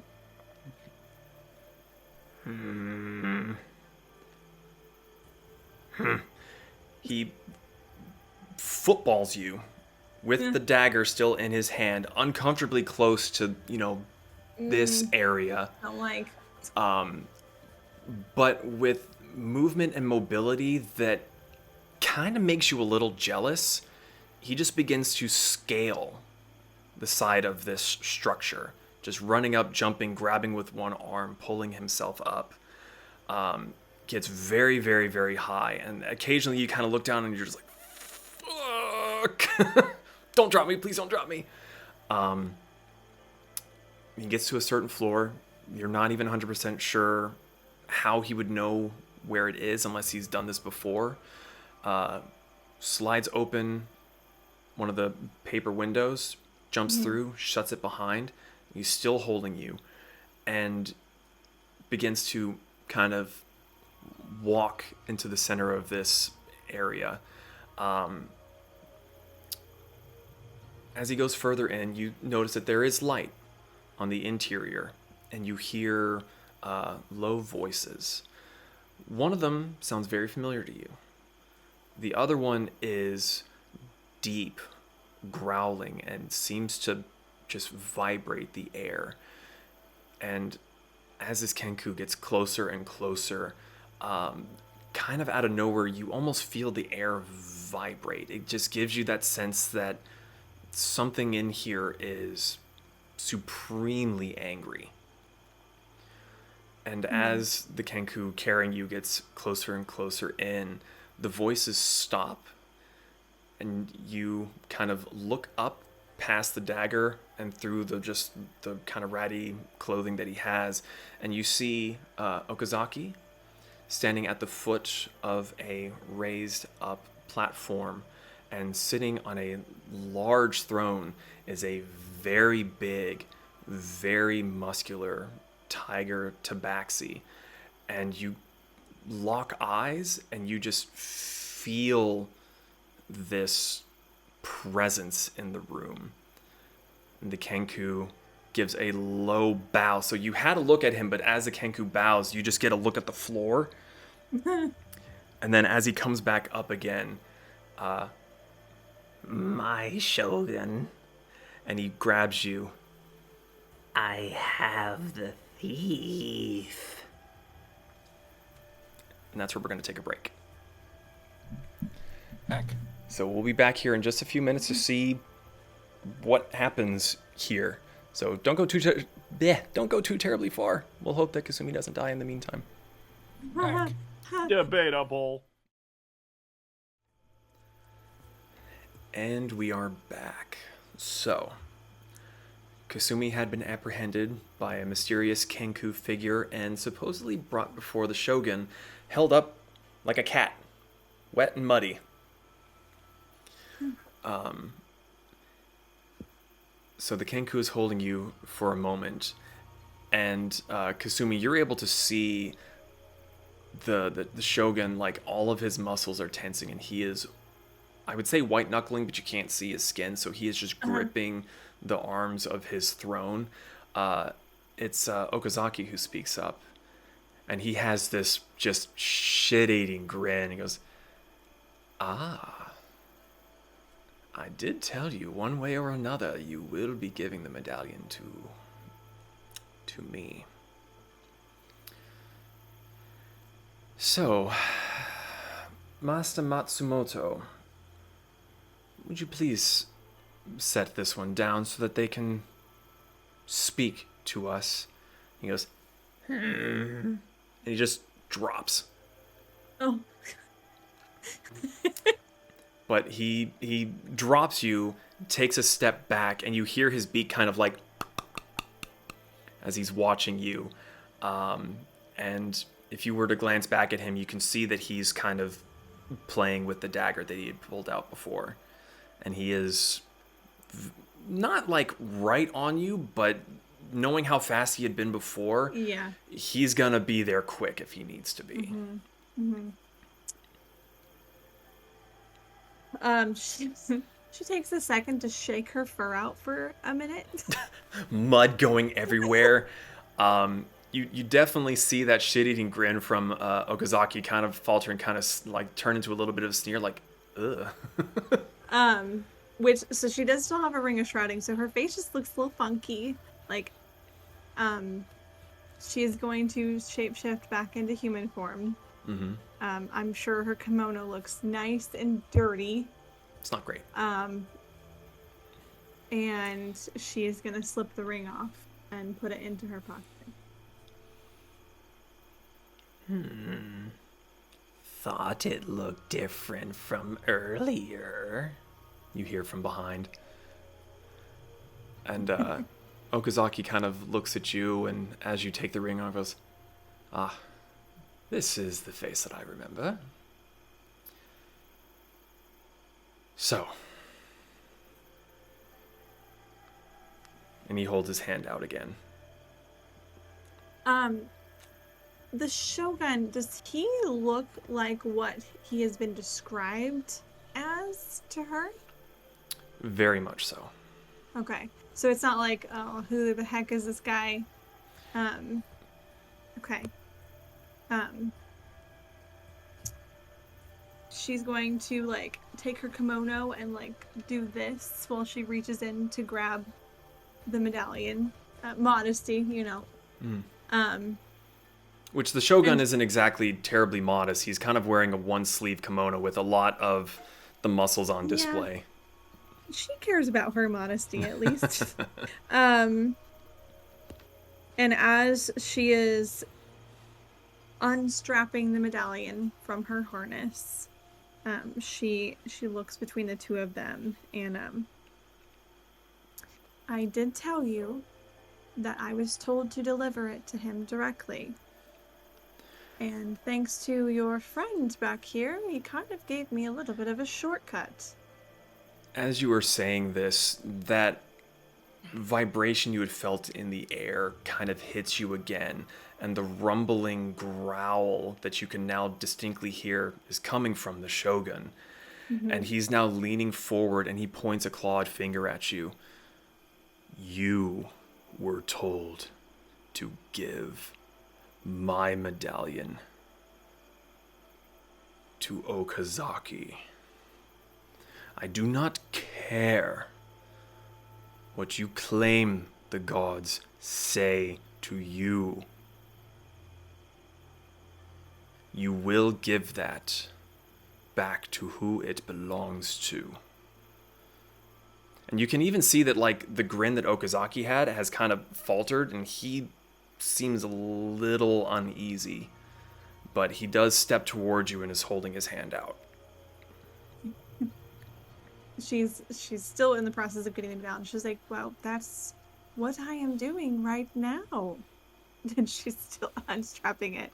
She's like, ever since I recovered it, I had to keep it secure to make sure it made its way back here per Shensei's directions. You killed my guards, assaulted my advisor, who would have delivered it to me promptly. She gets the medallion and she hands it over. Is the Okazaki. medallion warm? Sorry? Is the medallion warm at all? In your hand, it feels very cold. Just cool stone. Okay. Okazaki takes it and moves very quickly to give it to the Shogun, who all but snatches it out of his hand. And he looks at it, and you can kind of see just a little bit of a glint in his eye as he looks at it again. And he holds it in one big paw of a hand. And he looks back towards you, Kasumi, and then at Okazaki, and then towards the Kenku behind you. This one will go to the prison until the friends are brought to me. Then I will determine their punishment. You have to understand, this is not their fault. This is not a discussion, thief. And he kind of gives a little wave of his hand, and again, you feel the Kenku from behind you seems to be coming up and trying to put something around your neck. She's gonna turn around and see what he's trying to do. If you don't resist, then there's a clink, and something cold and metallic is now around your neck. And he kind of chuckles at you. It would be wise to not disobey orders from here on out, our prisoner. She just gives him a very cold stare. Frosty, follow me. And he begins to kind of clunk off.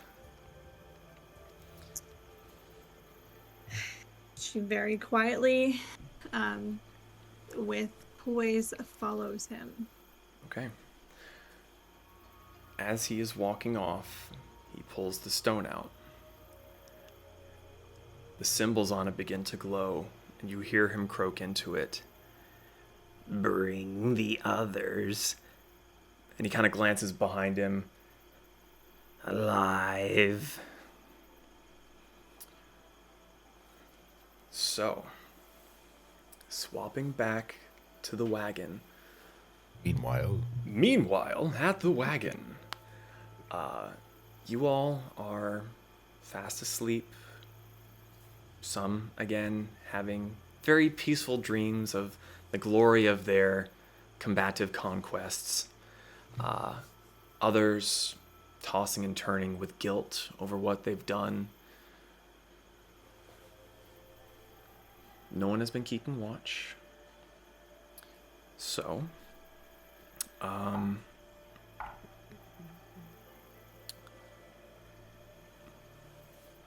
Moriko. A relatively light sleeper that you are. You're laying in the bed in your sort of meditative state. And you suddenly feel a little bit of a breeze wash over your face. And it's cooling and pleasant until you remember that you didn't open a window. She's gonna immediately get up. Mm-hmm. So you sit bolt upright. Scanning the room for anything. It doesn't take you very long. As you look in the room, there are 5 individuals, all with daggers drawn, approaching the bed. One of them seems to have what looks like some kind of 2 half circle shapes that seem to be hinged in one spot. And as soon as you sit bolt upright, they lunge for you. I need you to roll initiative. Yep. Fight or flight mode.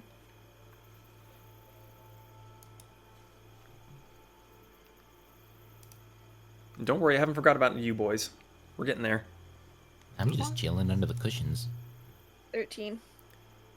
13. Okay. So they go first. So the first one that gets you is going to attempt to grapple. So that is a 12. So I'm sure No. that doesn't work. No. That is a 16. Yes. Okay, so that one succeeds. You are grappled. Let's see if the other one can. Nope, that one doesn't either. The one that you kind of like slap to the side, you cause to tumble into the one that missed, and they just kind of become a heap on the floor. But one of them does have their grip on you. Ripper. That's going to be another 16. So currently, both of your arms have been grabbed. Let's see what the. No, he doesn't get there either. He trips over the other three as well. It's a very Three Stooges moment. You're like, ha! Oh, fuck. So you're currently being grappled by two of the individuals. It is your turn. What would you like to do? I'm gonna Misty Step. Okay. So with Misty Step, it's 30 feet. You can go where you can see. The room is a decent size, but it won't get you very terribly far away unless you're looking to go out the window and then drop. She's looking for the door. The door would have been shut unless you sleep with the door open. Still, she's gonna go. Oh, sorry, you're going to Misty From the Step to the door. door. Open the Okay, door. got it. Sorry. I understand where you're getting at now. Apologies. I was like, well, okay, yes, sorry. My bad. Thinking with portals. Yes, I was not. You were.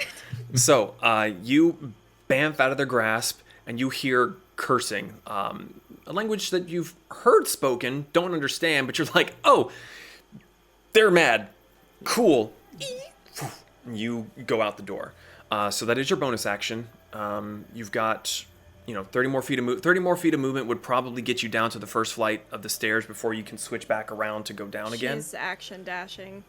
Okay, so you're down in the kitchen now, where Zahn is just face down on the table. As you are getting down there, the front door is open, and you see another set of individuals are sneaking into the wagon. They haven't gotten to Zahn yet, but they're damn close. Can I just do like a stupidly loud whistle, considering radar dishes is right there? I hate you so much. Mariko pulls out her also patent-pending bunny whistle. Well, also Pez.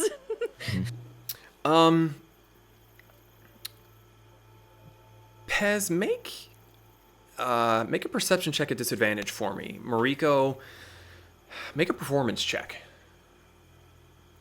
Just to kind of balance the loudness of your whistle versus Pez being able to hear you through 2 floors and a cushion on the exterior of the wagon. At disadvantage, you said? Disadvantage. Because you're in a cupboard on the outside under a cushioned seat through walls and floors and other structure stuff. That would have been good. 19. 19. 18. 18. So unfortunately, he doesn't hear you. Brick, on the other hand. Forgot I had to play him. God damn it, Brick. Let's see. He also, unfortunately, does not hear you. Zahn,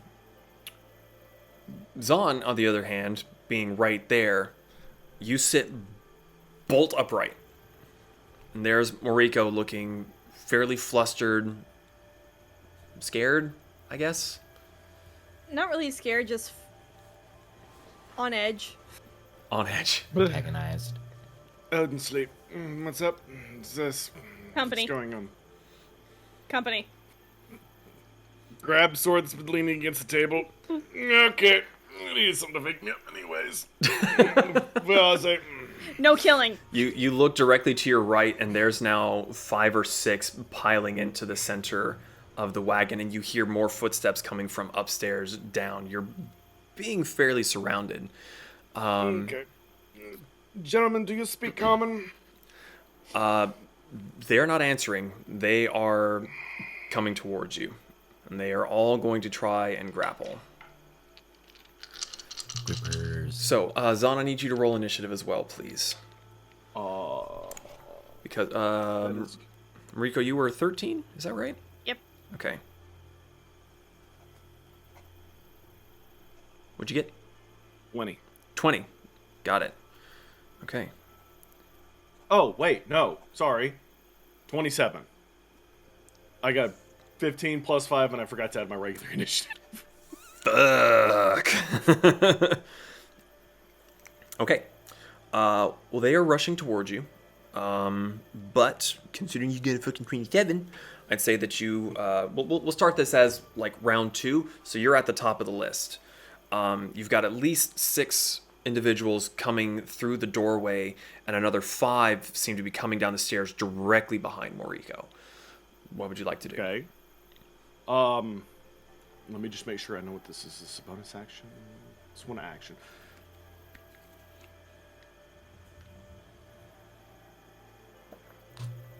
Again, no killing.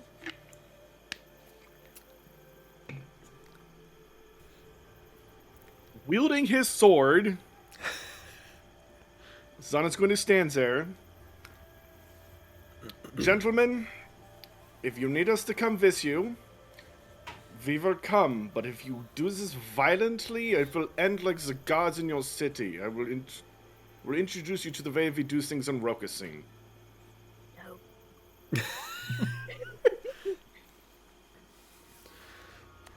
And he's not going to threateningly hold the sword out towards them, but he's still just going to be holding it and not really... He's just going to see what they do. Okay.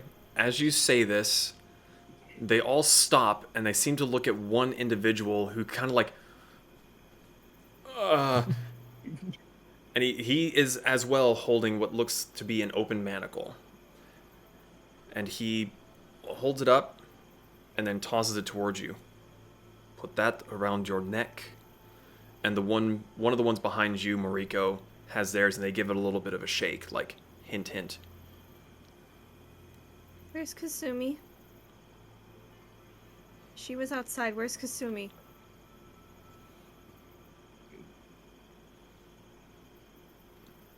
I don't know. Damn it. Mariko's gonna take the shackle and put it around her neck. Zahn has reservations about this since this has already happened before. With the present once. Fine. Mariko may still be learning stuff, but she is not stupid. Zahn's still having reservations about this, but he picks up the collar. I'm not putting this on myself. Looks at Mariko. You do it. Yep. Just hands it over to you. Puts it around San's neck. Okay, the pair of you, as the collar latches shut, you hear a soft clink, and the pair of you can see on the other's collar there's a flash of arcane writing that goes all around and then fades out again. As you are doing this, you hear a few mutterings from the others in there, and the one that seems to have been singled out when Zahn made his declaration. Where is the small-scaled one? One second. Cassie. Yeah. Will you turn the bugs on? I can't see anything in here. You hear skittering coming from one of the cupboards in the kitchen, and all these little clockwork fireflies scurry out. And you hear the little zzz, and the lights flicker on. The interior of the wagon is now relatively lit. A few of the fireflies, just from their own habits, are trying to go out the doors past the guards, who are kind of like flinching back and watching them. Their weapons kind of at the ready to, like, but Do not touch my bugs. Do we see Pez? You don't see Pez. What you do see is you see a note seems to have been left on the table right in front of your head where you had been laying down. I will grab note while making sure the guards aren't angry that I'm grabbing a note. They don't seem to be stopping you. If anything, they seem to be a little bit more on edge, as you were just like, if you don't want to end up like those fuckers there. You do not see Pez. What does the note say? I will send it to you.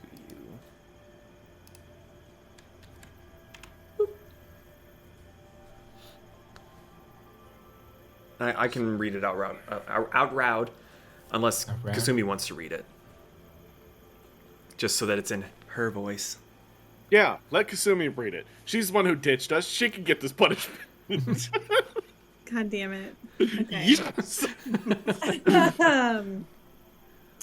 So it's just a normal piece of parchment paper, and on it says, "My dearest friends, from all of the aid and support that you all have provided me throughout our journey, I am heartbroken that my actions have led us to such dire circumstances. None of you deserve to be punished for my actions, and the only way I can attempt to make amends is by taking responsibility for my own actions. Please do not try to find me. If things go according to plan, I should return within a few days. However, if things go terribly wrong, I just wanted to let you all know that I've grown to care for you all so much, and know that I'll be watching over you." And then Kasumi's signature. Oh, now I'm just angry. She took credit for all of my kills. Gonna hand the note up to Mariko. Mariko can't read! She reads like a fucking second grader! Well, Zahn didn't remember that, so Zahn hands the note. Why are there no pictures on this piece of paper? Mariko's just gonna pinch the bridge of her nose, look to the dudes. I can go get Pez. One of you can follow me if you want, but if you go up there by yourself, he's going to shoot. And I'm getting something to drink. Do any of you want anything? I'm thirsty. And I need a beer. Make it quick. We leave within the hour. Anyone want a beer? You see one guy. You see one guy in the back start to raise his hand. You hear a. Okay, so one beer. Okay. So I'm gonna go get some of our mugs in the kitchen. Get beer this early in the morning and fucking. It's the middle of the night. It's the middle of the night. Fucking night drinking. Let's fucking go. Downs it and slides, or no, not slides one. Hands one over to the guy even though he wasn't supposed to. You hold the beer out for a minute and you're just like. But keep holding this until you take it. There's no motion to take it. Fine. That's the other one as well. So, Moriko, the five that had come to collect you in the room, they form ranks right behind you. They're waiting for you to lead them. She makes out that they're trying to follow, and she's gonna go up to the bench and Okay. like tap on the bench to wake up Pez. Just. I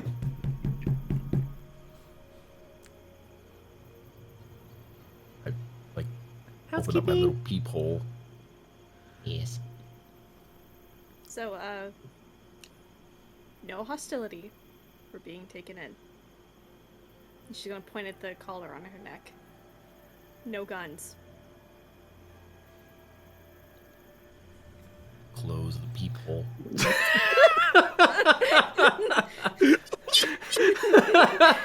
Now. After a few seconds, you hear a lot of thuds and clutters, and Oh, shit. Damn it. and I'll open the little hatch. Don't look back there. Okay. She looks to the guards.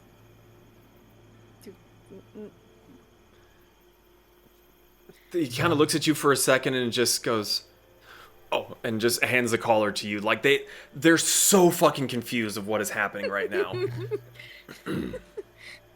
So they hand you the collar. Do you want me to put this on? Or do you want to put it on yourself? Yeah, I'll put it on. Will that fit me? I ain't got a thick neck. Who knows? We'll find out. Just gonna hand it to Pez. Take it and put it on. And He's then just my gonna- frills just... Because of magic, it's sucked out. Oh, it doesn't get sucked out. Oh, and then my frills are still Yeah. frilling. He just pulls an avatar. It's like, "Oh, this sucks." It's like, thunk. Puts it back on. So again, as soon as it latches on, you see the arcane script go around it and then fade out again. Then the Keeping my guards, hat, though. the guards all say, "You will come with us." And they, as you all are, like, for Mariko and Pez, since you were upstairs, Zahn hasn't seen this quite yet. As you look down, especially with night vision and all, there's a lot more than what came into the wagon. You just see the occasional glinting of light on metal and just different shifting figures in the tall grasses. I don't like that. Zahn, you're even instructed from within. Outside, let's go. Alright, 1 second. Cassie, when we leave, nobody comes in, okay? There's no response at the moment, but you get a slight sensation in your neck, like something on the collar is building up. Let's go. I'm going. John's still gonna take his sword because fuck it. Okay. Walk out the door. Do I see any of the other people out there? Yes. Oh, you have flattered me. You actually brought enough this time. Do not try funny business. No, I'm not going to. I'm just actually happy that you realized how much force it would take. Where are we going? I can't see well out here. He kind of points in the direction back towards the city. If you had to walk, fine, whatever. All right. So, they all begin marching you down the road. It takes a fair bit of time. It's about an hour and a half, 2 hours of pretty steady walking. Eventually, you do get back to the city limits of Chunsu.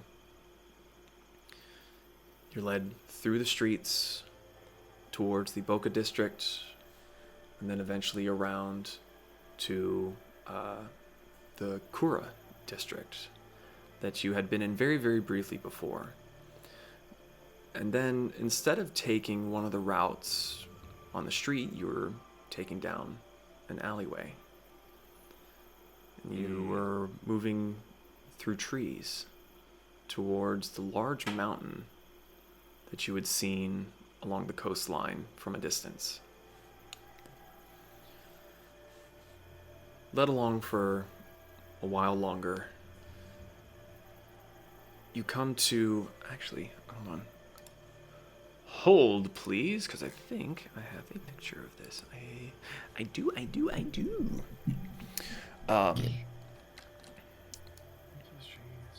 As you are led along, you eventually come to a structure that is built into the side of the mountain.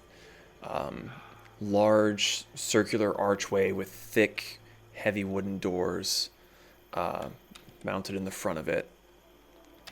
It's still dead in the middle of the night. There's a few torches lit along the path. And you are escorted inside. The stone is cold and hard on the feet. There's no real light. And you are led down. down, down, many, many flights of stairs, till eventually it levels off and goes straight for a while. Eventually, I've been in prison again.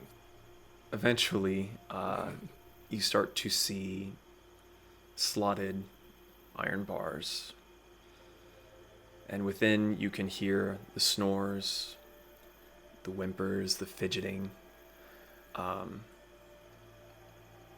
Moriko, these small claustrophobic chambers seem disturbingly familiar to you from a particular vision. Finally connects the dots. You're led further along, and eventually you are stopped. A cell door is open, and Pez, you are fairly unceremoniously shoved within. And the door is shut behind. Rude. The guards move further along, and as you're walking down, you see a familiar flash of white, furry tails.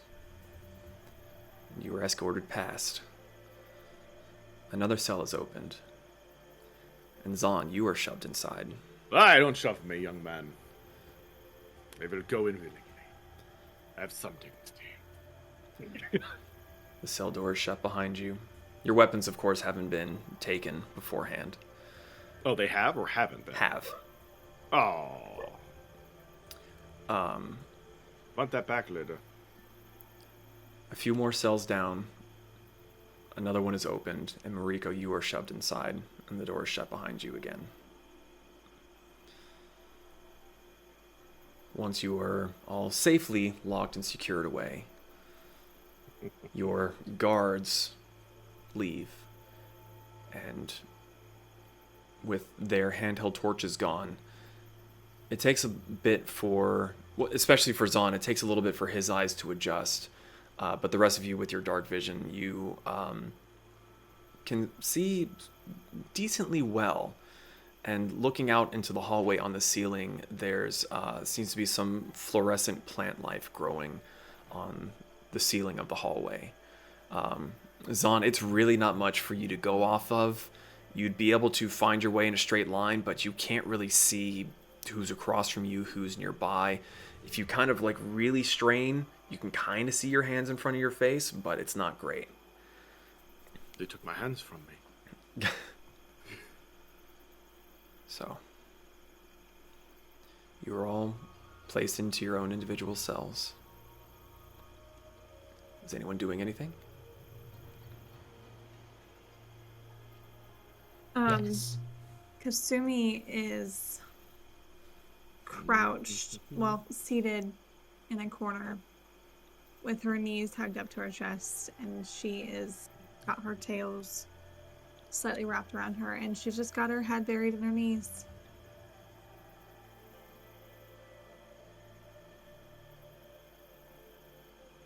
Mariko's gonna curl up in a corner and just watch for any movement. Zahn's gonna get light on the wall so we can see.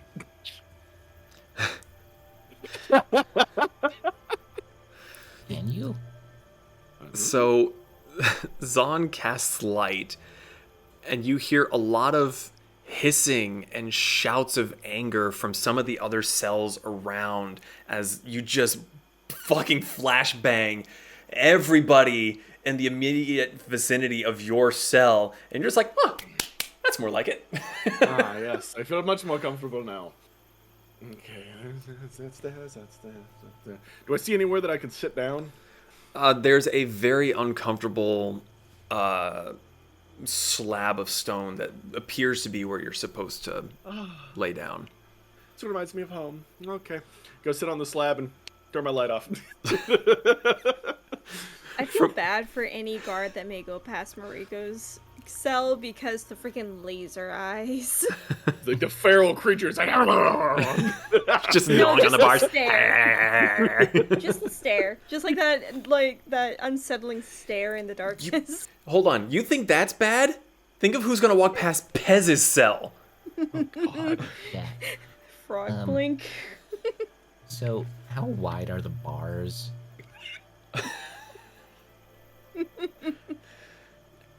You could maybe fit if you tried. I'm not gonna test that yet. I'm just gonna shove my snoot out and just look around. Okay. So you go to shove your head through, and the way that you do, the collar kind of catches on your shoulders. But you are able to shove your head out through the bars. And with your dark vision glancing around, if Moriko is up by the edge of her cell, you might be able to see familiar fingers. It's not difficult to tell where Zahn was. You saw him get placed into his cell and with the bright flash of light, but Moriko had been taken further down along than what you were able to see initially. Just gonna have my glowing green eyes chameleon all over the place. I was able to keep my hat, right? Yeah. Good. Yeah, your clothing was left to you, but your equipment, your gear. I see. Yeah. I see where this is going. Do you? Contingency. Pocket scorpion! Oh. Fucking sand. Didn't give me enough food. Pocket scorpion, fuck you. All right. Is anyone gonna do anything? I'm gonna go back to sleep. I'm tired. I just walked a lot. Okay. Does everyone eventually find sleep? Do they stay awake? Mariko probably like nods off for a bit. Okay.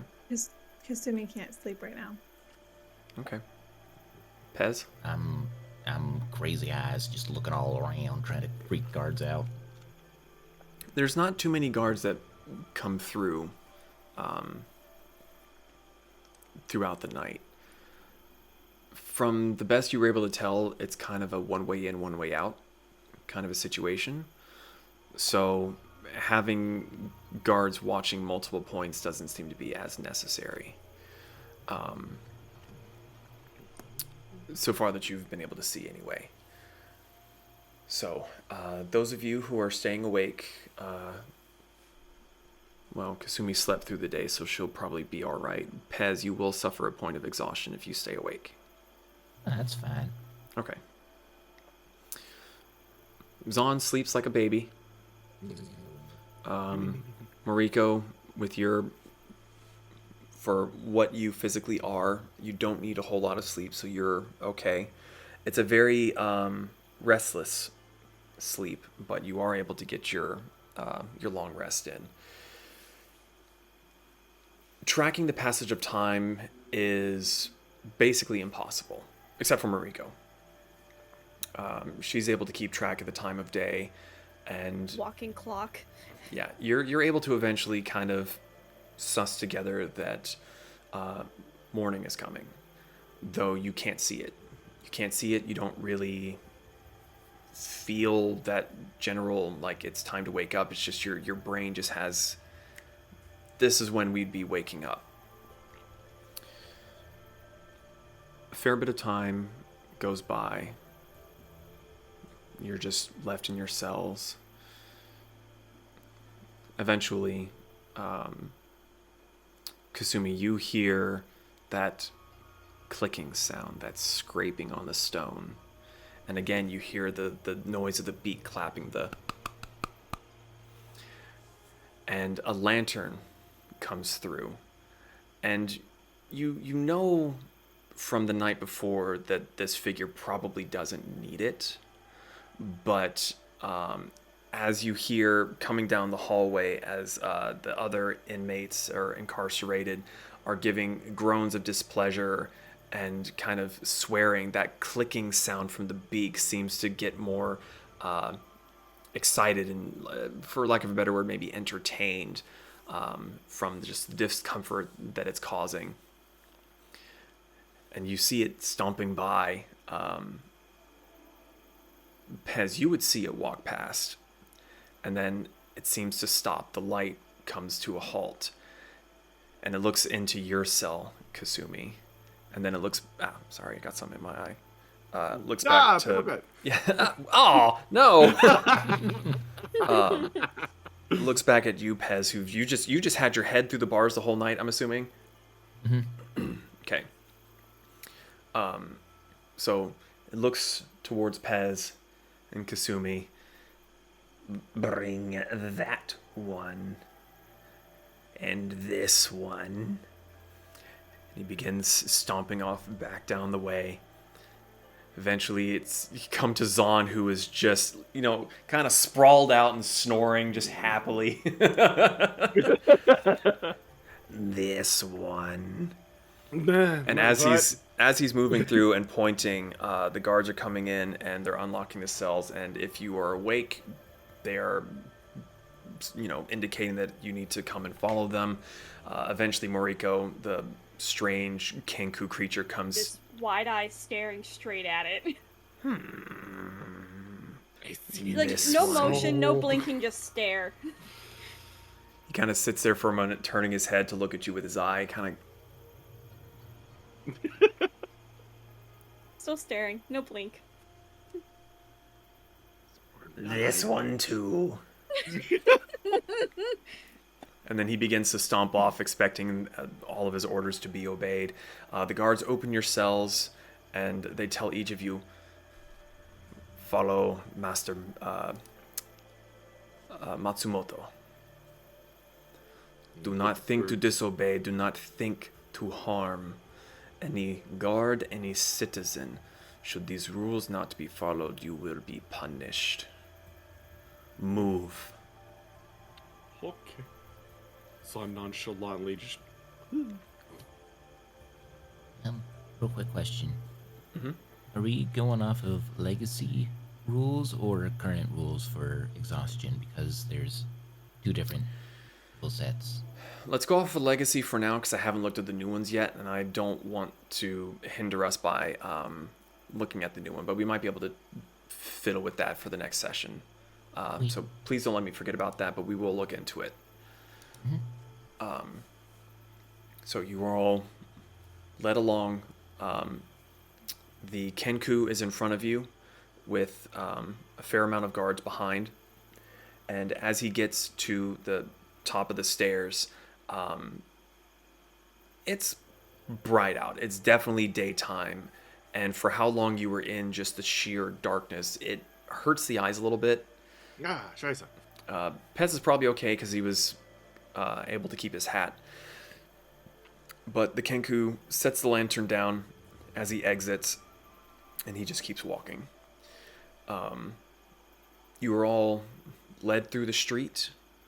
A few people pause to watch the small little train come through. Let's see. Let's do this. Y'all are pretty short. So Pez, Me. as you're walking along, does a 18 hit? Unfortunately, it does. Okay. You feel something strike the side of your head, and it's kind of wet and mushy. It looks like some kind of overripe, nearly rotting fruit. And you kind of glance to the side, and there's one of the townspeople that seems to be pointing at you and sneering and saying something not too nice. And as the guards don't seem to stop them, and you are just paraded along. And as more and more people start to gather around this procession as you're walking through the street, all of you begin to get pelted by detritus, small rocks, rotten foods. And the Kenku and the guards seem to be letting it happen. None of them are being touched.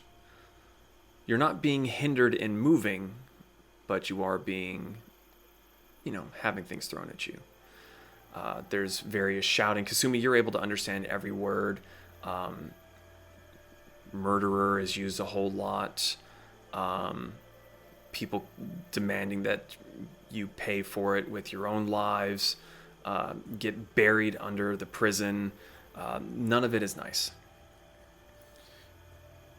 The guards seem to be walking painfully slow through these districts until you are led across a bridge into the Kurin district that you had not been allowed to be in before.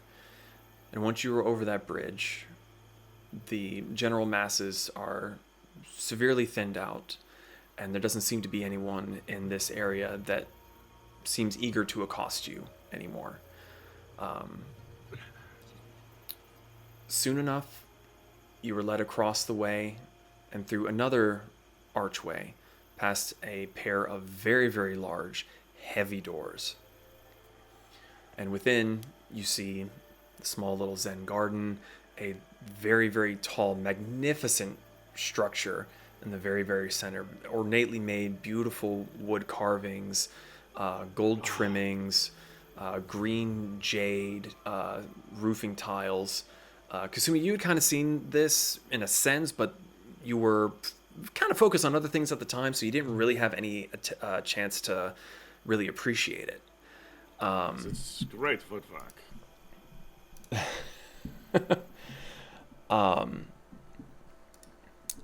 So, you were eventually led into this structure and up several flights of stairs.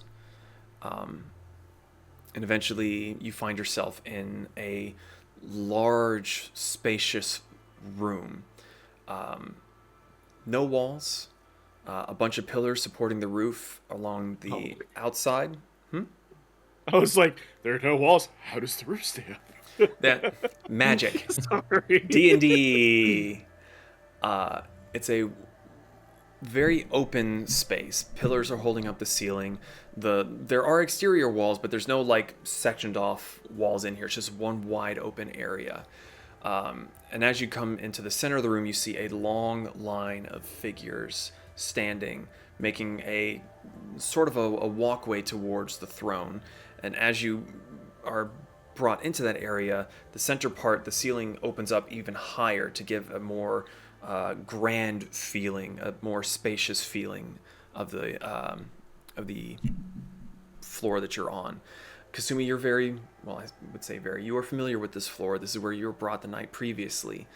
The rest of you are able to see now the Shogun sitting on his throne, large, imposing.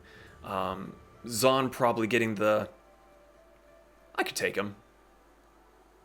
He's not that big. I'll bet bigger. Lining the area, you see a multitude of very prominent looking figures. At the base of the throne is a beautiful female woman playing a mandolin, very likely the bard of the Shogun. No, there's no tabaxis, just the Shogun. You see a very fierce-looking purple-scaled dragonborn, and he seems to be kind of fiddling with the hilt of the sword that's at his side. Next to him, you see a very ornately, beautifully dressed red-skinned tiefling who seems to be more interested in her fingernails than whatever is happening in front of her. Smaller tabaxi woman, kind of gray fur, black stripes, very, very beautiful blue kimono, flowers tied up in her hair. She seems disinterested, but she is watching as things go on. Kasumi, you see on her kimono seems to be the spiraling serpentine golden scaled pattern that would symbolize Shenshei. You also see a very short, heavy-set dwarf, black hair. Pez, you would be able to see very thick, calloused hands, probably a smith or works with his hands in some sort of way, woodworking or what have you. There's a gnome that has a backpack on, and he seems to have his arms folded and is tapping his foot, seems very impatient, like he just doesn't want to be here. Zon, another figure that you would see that kind of catches your eye is a half-orc that seems to have rope bindings very expertly woven around the fingers for someone that's used to fighting with their fists. That's another one that kind of sparks your interest of this would be someone that would be fun to scrap with. There is an Aarakocra wearing mostly red and blue colors on his kimono, very straight up, prim, proper, has a falcon kind of head to him. It's hard to tell if his beak is actually blue or if it's painted at the front. Some of his feathers are also painted a similar sort of shade. A few familiar faces you see, or a familiar face you see, is Taikosuki. She's there on the opposite side of these other figures. And you see others of... where the one side is very, like, prim, proper, well-dressed, these other ones seem to be a little bit less fancy. There's the Taikosuki. There's another halfling that seems relatively young compared to the rest of them in the room. But she just has this perpetual smile on her face, long black hair, and seems to just kind of be rocking back and forth on her heels, just kind of enjoying the day. Very tall Goliath, very strong, heavily tattooed. The Kenku that had been leading you into the room, he goes and joins this side of the room and kind of stands there and kind of clicks his beak again.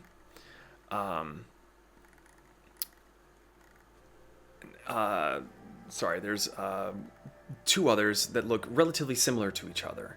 One's a little bit taller than the other. It's a male and a female water ganassi. They all seem to be wearing very militaristic style attire. Not as heavily armored as some of the Redguard you have seen, but definitely that sort of style. And instead of it being red, it's very deep, rich blues. And they seem to be having a whispered conversation back and forth to each other. And the male one kind of leans over and points and leans back, and you can kind of hear them giggling a little bit as you are urged further forward. The last one that you see is a lizard folk. Seems very, very old. His scales are faded, and he's kind of hunched, and he's sitting at the front, at the very, very foot of the Shogun's throne, and he's just scribbling away on this parchment. And as he's writing and he goes to the next line, he kind of pushes it forward, and it seems to go down to the floor and just starts kind of rolling up on its own. So as you all enter this room, just surrounded by a multitude of figures, you are told to stop. And the Shogun is sitting there, chin on his fist, as he's staring at you all and is drumming his fingers on the arm of his throne. So these are the ones who slayed my guards. Tell me why I do not execute them here where they stand.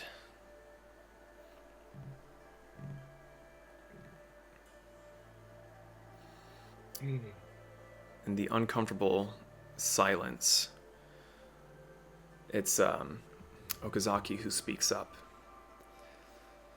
Well, as their crimes would warrant such,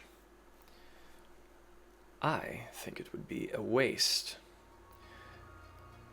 And as he says this, the purple dragonborn that was standing there growls, "Of course it would be a waste.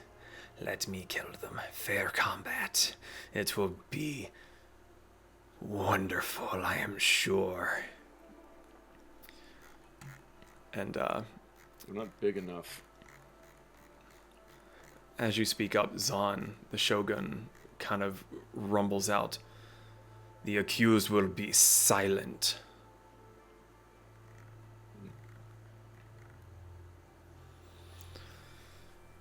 Renjiro,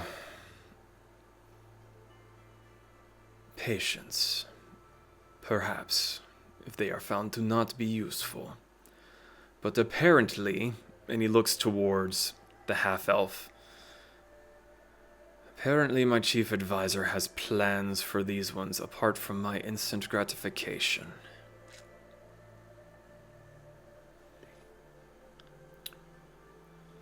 So speak. And he waves his hand at Okazaki. He gives a deep bow. As everyone here is aware, there are things going on in our country that spreads our resources thin. There are tasks that need to be done that we lack the manpower for. So, my suggestion is we send these lovely ne'er-do-wells to do it for us. Worst comes to worst, they meet their grisly end and our Shogun gets what he hoped for. Worst case, they are successful, and it is a net positive for us. We do not lose our soldiers, or they die and we lose nothing. He kind of looks around the room. There's a fair bit of soft murmuring as everyone gathered seems to be discussing these options. And after a bit of... You raise your hand? Mm-hmm. As you raise your hand and you hear the rumbling growl from the Shogun, the room falls silent and the rumbling stops. And the Tabaxi Shogun's eyes lock onto you, and he kind of gives a motion for you to speak. So I'm guessing these problems have to do with the whores and the famine that we are seeing around the country so much. Okazaki is the one who speaks up again. We wish to test your capabilities and make sure you are not going to be a problem. There is currently a more pressing matter that we would very much appreciate your assistance with. I assume you are the one that wishes to speak on behalf of the rest of you. Zahn looks back at everyone else like, am I? Riko's just keeping her eyes down to the ground. I'm gonna like sign like, am I allowed to speak? So she stares at Kasumi as well.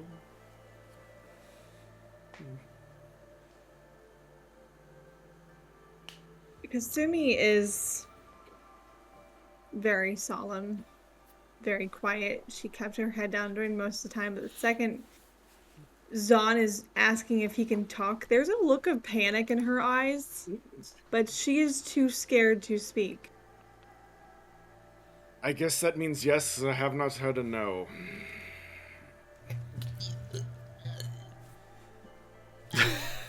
My statement still stands. Pez is being polite. He doesn't know if he can speak or not. Didn't speak. So you're still kind of like gesticulating? Mm-hmm. Eventually, the rumble comes from the Shogun again, but it doesn't seem to be the threatening. It almost seems to be laughter. And he gestures for you to speak. Hi. How are you? Do I'm not assuming you're waste the one my in charge. time. I'm trying. Okay. My name's Pez Marigold. These are my friends, the Tempests. You probably know her, the party one, Kasumi. Yeah. Anyway, you're what, like writing up a contract for us to do? Whether like if we succeed, we're good. If we fail, we die. Like, what are the terms? Like, if we do, I will succeed. decide if your results are worth keeping your lives. Cool. Sounds fair. Who are you again? Like, what's your name? We haven't properly been introduced. Yes. Again, the amusement is gone and the rumbling has returned. I'm just trying to be polite. Okazaki clears his throat as you continue to speak. The Shogun would like to have you go and seek a, for lack of a better word, a cure. There is a certain harbor town that has been quarantined from a plague. One of our more powerful remedies is in a bit of a dangerous spot. The Yutsushige forest is currently experiencing trouble with the wildlife and has not been able to continue production, as one would say. And we are not willing to lose some of our people to do so. The four of you will go there, and you will look for the weeping sequoia,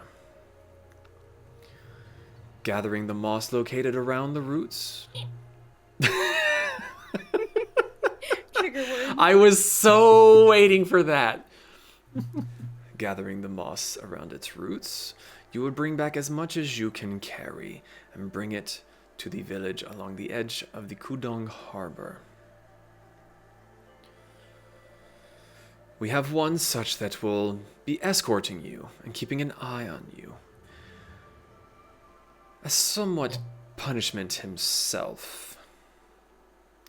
And he reaches an arm out from within the sleeves of his own kimono and gestures. And you hear a heavy set of doors opening and footsteps. And those of you that choose to look behind will see that Riku Tanaka is walking towards you all. He stops, looks straight at the Shogun, and gives a bow so deep, you're wondering how he hasn't toppled over. It's like, and then back up again. Almost completely folded. The man can bow. So Riku Tanaka will be escorting you, making sure you do not stray. And by the way, those lovely new additions around your necks, should you disobey an order, attempt to harm an official, a Redguard, any citizen of the country, or attempt to leave the Empire's boulders, you will receive a pleasant little shock to remind you that you are currently the property of the Shogun. So I very much recommend that you do as you are told, especially if it comes from any official or Redguard that wishes to tell you to do so, no matter how humiliating or debilitating it might be. Are there any questions? Yes. So, first one. We are not liable for any death or injury from said guard who will be watching us, so if he dies, he's dead. That will not be our fault because we will be trying to protect him, but if he gets underway, then he will die. But anyway, second question. What? Look, I'm asking the real questions here. How are we getting there? Are there mounts? Do we get in a cart? Like, are we able to do stuff? We have a cart. Well, I know. I'm asking if we can use it.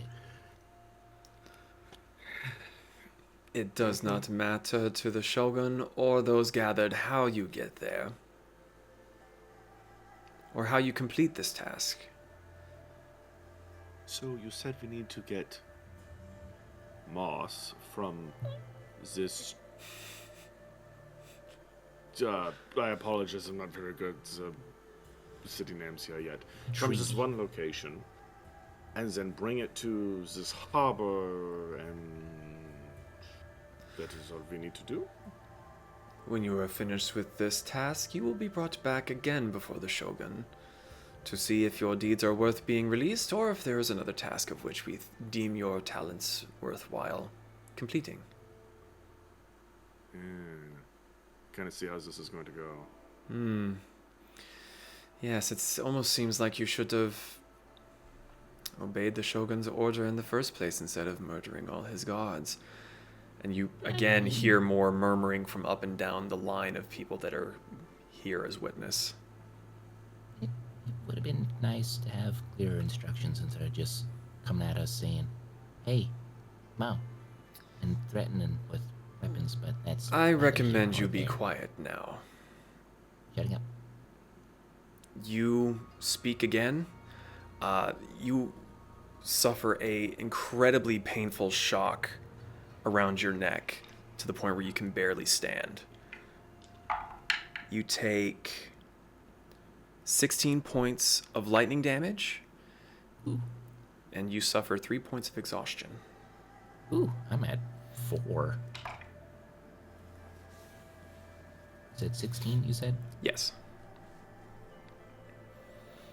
The pain is enough to bring you to your knees, almost lying flat on your stomach. And Okazaki just kind of looks down his nose at you and looks to the other 3. I did warn you. So, once you leave these palace grounds, you will have your equipment returned to you. I would say good luck, and I only wish to say good luck for the sake of our own people that you will hopefully be helping. Good day. Okay. Tanaka again gives a low bow and then looks at the 4 of you. Follow me. And then he turns and starts to walk out. Fair warning, given the legacy rules, I'm gonna have to be dragged. I'm also sizzling because my maximum HP has been halved. So I'm a crispy little lizard. Mariko tries to pick up Pez. He's I'm not that light. terribly heavy. He also doesn't have his... That makes me heavy. He doesn't have his Doom backpack on with all of his weapons, so he's way lighter right now. Like Mariko 7 carries ounces. Pez. Yeah. All right. Tanaka leads you down the stairs, out through the palace grounds. Once you get out past the gates of the Kurin district, there are a host of guards, 2 per, holding each of your various bits of equipment that were confiscated when you were arrested. They hand them to you. They let you get re-equipped. And once you are all... You okay? Did that as an effect, and it ended up working, actually. The 4 of you are led back through the district, unmolested this time. Walking along the dirt road, and once you are maybe half a mile or so outside of the city limits, Tanaka stops and looks back at the 4 of you. So are we going to walk, or are we going to take your fancy little house? To be fair, house, cart, one is the same. Probably the cart would be a good idea.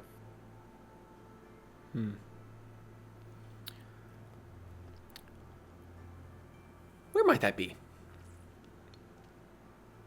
As he kind of starts looking around like, I really did not think this through before I started walking. Like, there's that moment of like, I'm so mad that I'm having to be with these people that I didn't think about that. San's gonna look back at Kasumi. Would you like to tell him where the cart is, Kasumi? Out of the city. Mm-hmm. Still holding Pez, Mariko's gonna look up at where the relative's son is, just point in the direction of the cart. It's about mid-morning at this point. Mm-hmm. So like 9, 10 o'clock. Yeah. She's holding Pez like princess style, as about as best she can. Yeah, so you kind of like point with a hand and like point with your leg. You're like, that way. Oh, wait a minute. Tanaka's the guy who we... Kidnapped. Kidnapped. No, borrowed his... Kidnapped. We borrowed him. Kidnapped. So when he said that you had a little bit of, ein punishment yourself, what did he mean by that? Because I disappeared when you did, they put me under suspicion that I was helping you. Is He it- also didn't turn us in himself, and Mariko's just gonna start walking towards the cart. So I would expect one god to do what 40 couldn't? Whatever. As Mariko, you walk past him, he kind of goes, well, I may have described your cart as he starts to walk along with you in the relative direction you were going. Zan's eyebrow perked. Ah, I see. And somewhat told them what I had seen that you were capable of doing.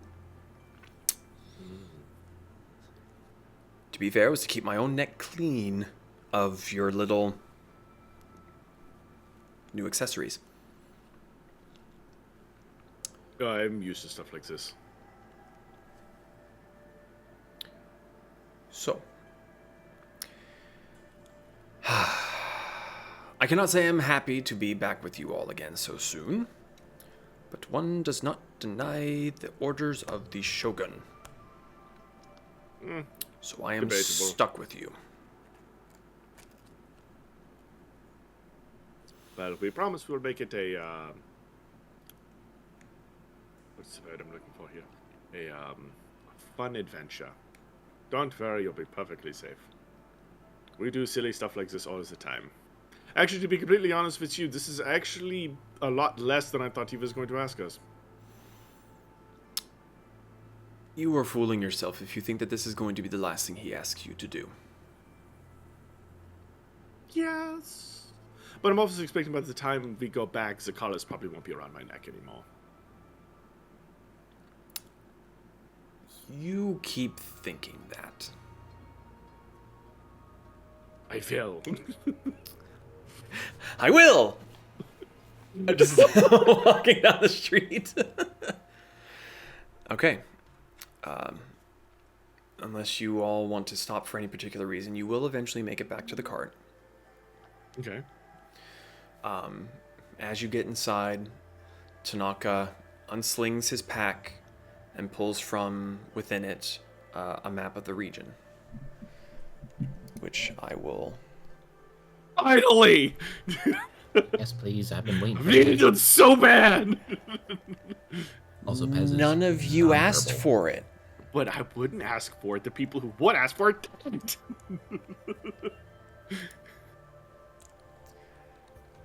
You had plenty of opportunities. Just say. This one I'm going to put in the group chat. Okay. Okay, God. Ooh, So, load on that farmland. as he spreads the map out, you're kind of used to things being sort of landscape, but this one's more vertical just because of the general layout of the region. Points at Chunsu and draws a straight line to the west towards Yutsushige, which seems to be nestled within the large wooded area to the west of the dynasty. Kasumi, are you looking at the map as well? No. No? Okay. Nope. Who is gathered around to see what he's pointing out? I'm assuming Zahn at the very least. Mariko. And I'm Mariko's also trying to hold Pez so he can look. Oh, yeah. She's like, look. Look at it. My head's just gonna plop on the desk. Yeah. We're- He draws a line with his finger from Chunsu to Yutsushige. And from that particular point, he kind of moves his finger upward. Supposedly somewhere in the northern part of these woods is where the weeping sequoias are found. I have not seen them. I do not expect that we're going to get any help from anyone there. Hold on. Un momento. Daimyo Katsumi is not one to be very friendly.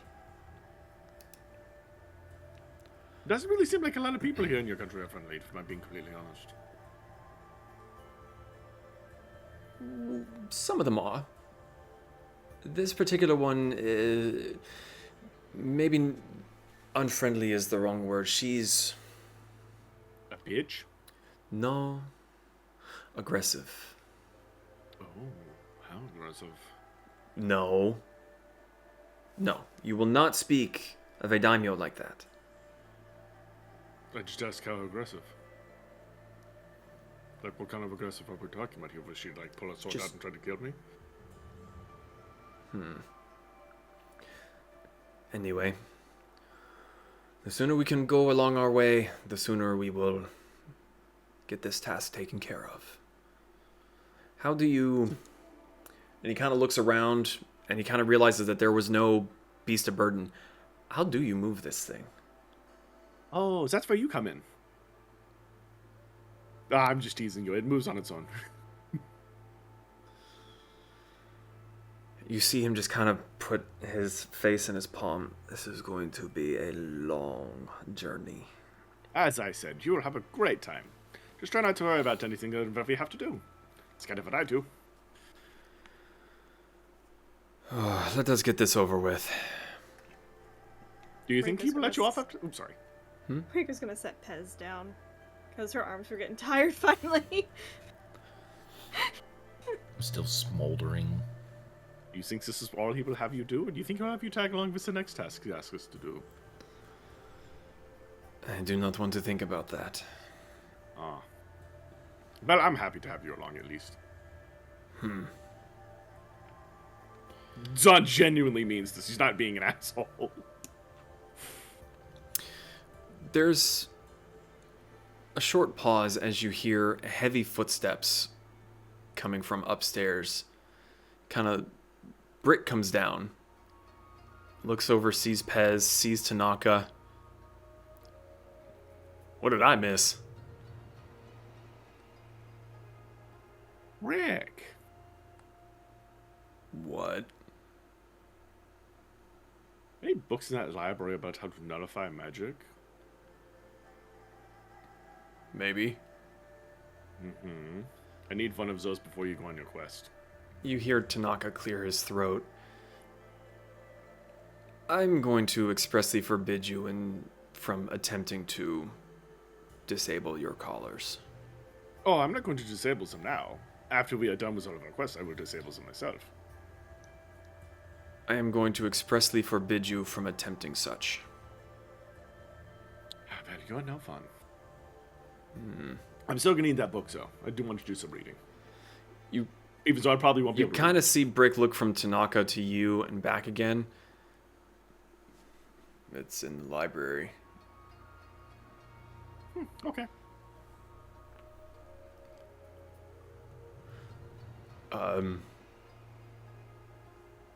I don't know if I want to know what happened, but I do feel it is prudent for me to continue on my way. I didn't know where you went, so I left some things in the library that you might like. I left the compass, ring of warmth, some pixie dust, the hat of disguise, and some other things. It's all up there. I hope you are all successful and stay alive. Oh, come on, Break. You know us better than that. It's going to take more than a measly quest to kill us. But I am not there to help. It will be okay.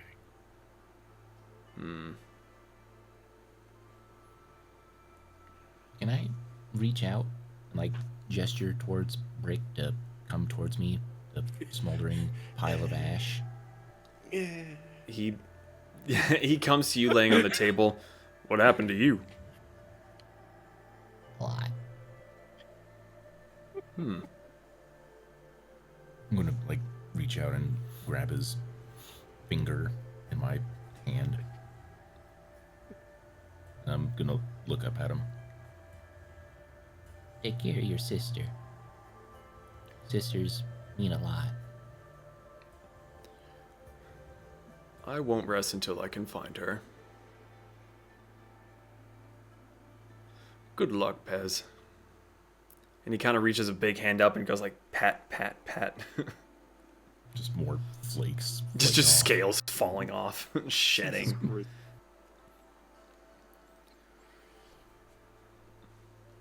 Okay.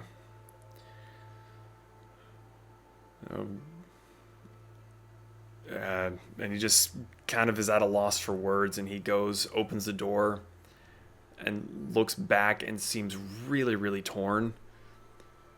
But he pulls off the gate ring, tosses it into the air. How long does the gate ring last when he starts it? A few seconds. I'm gonna go over and give him a hug. Oh. Okay. And then bunny kick him in. I love you. No, God! He's like, Not really. it's okay, fuck. But no, Zahn gives a hug. I'm gonna see you again. I plan on it. Then he looks back at you all again, and then steps through the stone gateway. And through the gateway, you can see the lush jungles and the golden architecture of Coatl. And once he steps through, he turns around and watches, gives a bit of a wave, and the stone ring shuts again. And Brick is left. As you all get onto the wagon and begin the next leg of your journey, that's where we're going to end for tonight.